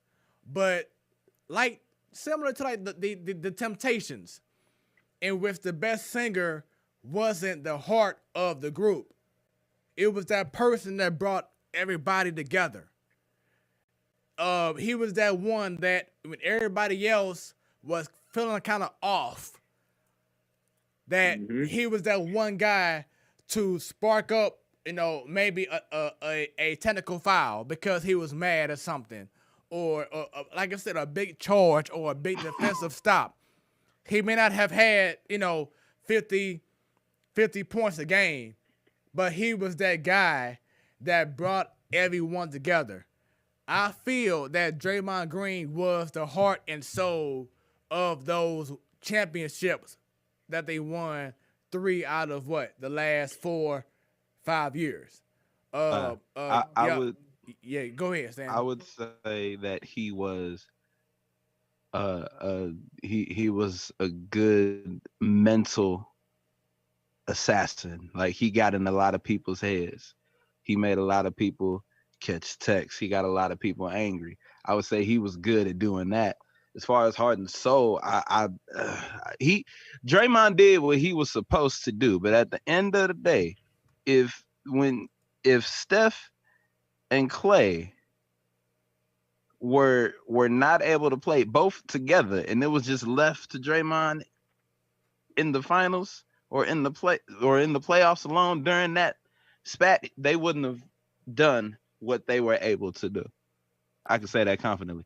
Also, Jayon State, you took my man to Chick-fil-A and you gave him a milkshake instead of a lemonade. As far as us being cool, you on a 30-day probationary period. Because what? His first time and you give him a milkshake? He got to taste that lemonade, man. That's what a blessing is. That's where all the healing and saving and staying power is. It's in the lemonade. It ain't the chicken. All right, Coach, how you feel about what I was saying about Draymond? Man, you want to know if you bring up some good points. I do think Draymond is just a great glue guy. You know, he's that garbage guy who's going to take the charge, who's going to guard the best player, who's going to talk trash to you. But I'm still rolling with Chef Curry, man. I'm still rolling with him. I think he played a bigger role than people want to give him credit for, kind of like Scottie Pippen, you know, with the Bulls. Like, he played a role bigger, but I wouldn't say I would have to respectfully disagree, and I still got to roll with my man Chef Curry, man. I got to roll with him. All right, well, Jayon, that boy been there for years. Jayon say, I mean, because I think Draymond was there, well, like a year before Steph, if I'm correct, you know, or maybe a couple years before Steph, and then Steph came and he took over, because they've all grown together. It wasn't like it was just like, you know, a few years it was one guy and then here come other guy. No, they all grew together.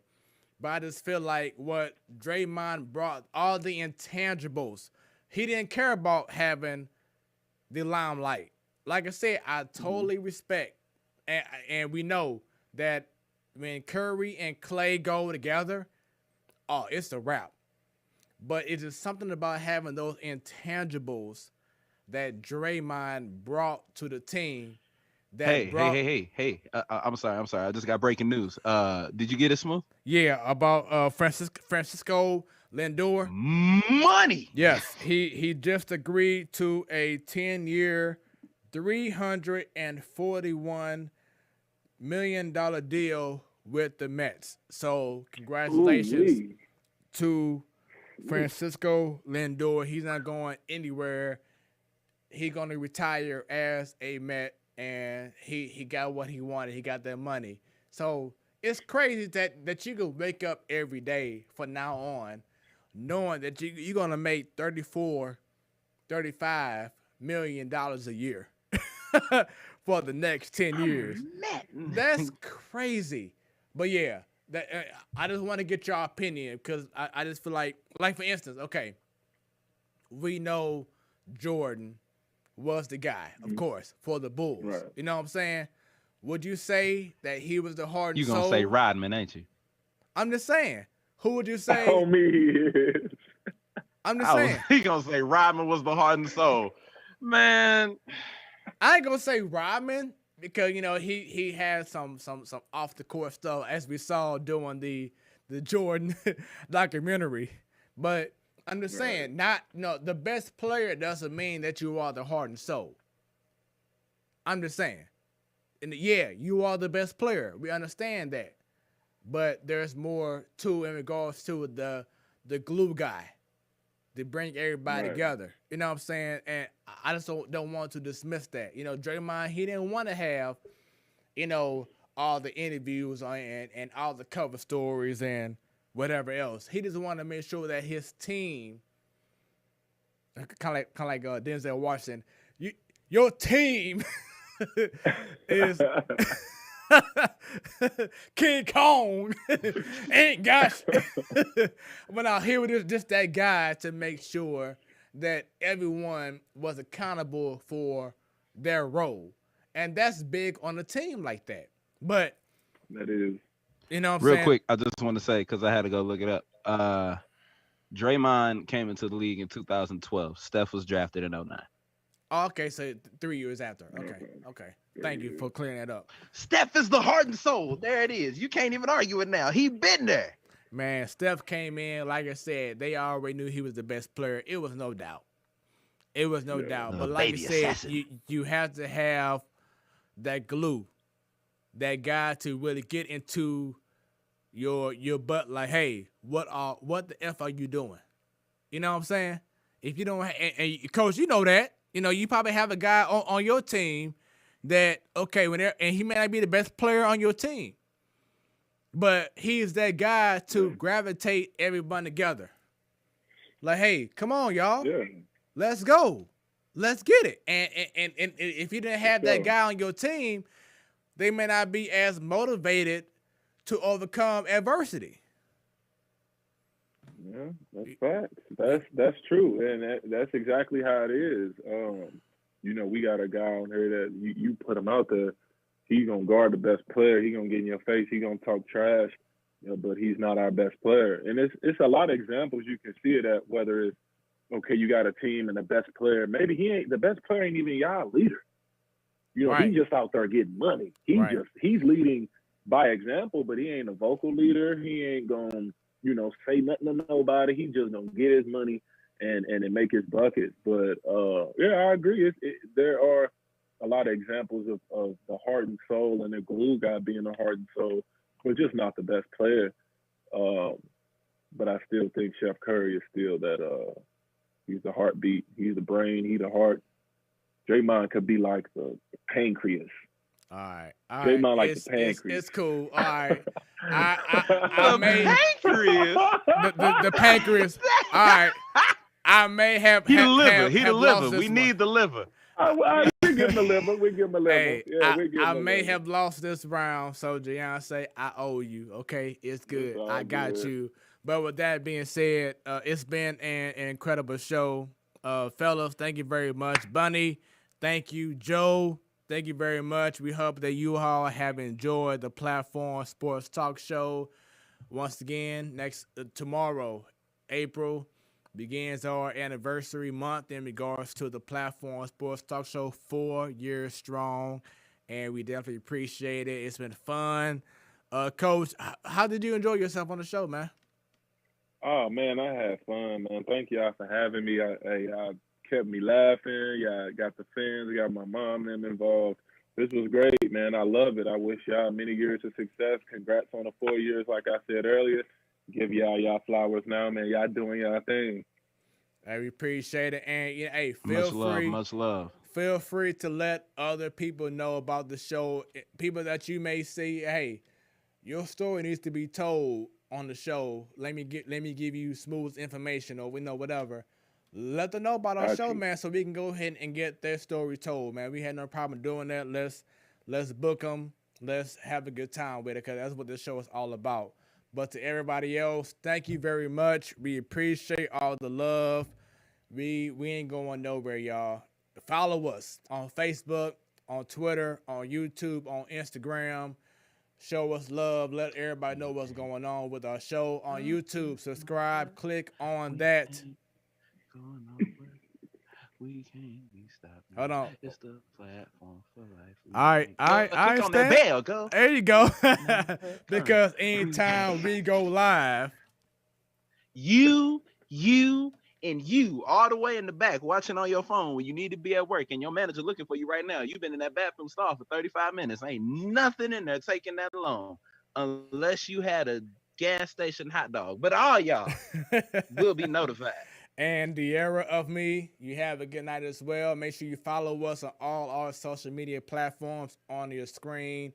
Once again, share, like, retweet, all that good stuff.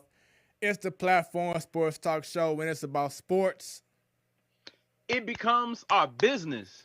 And on the Cardinals. And right.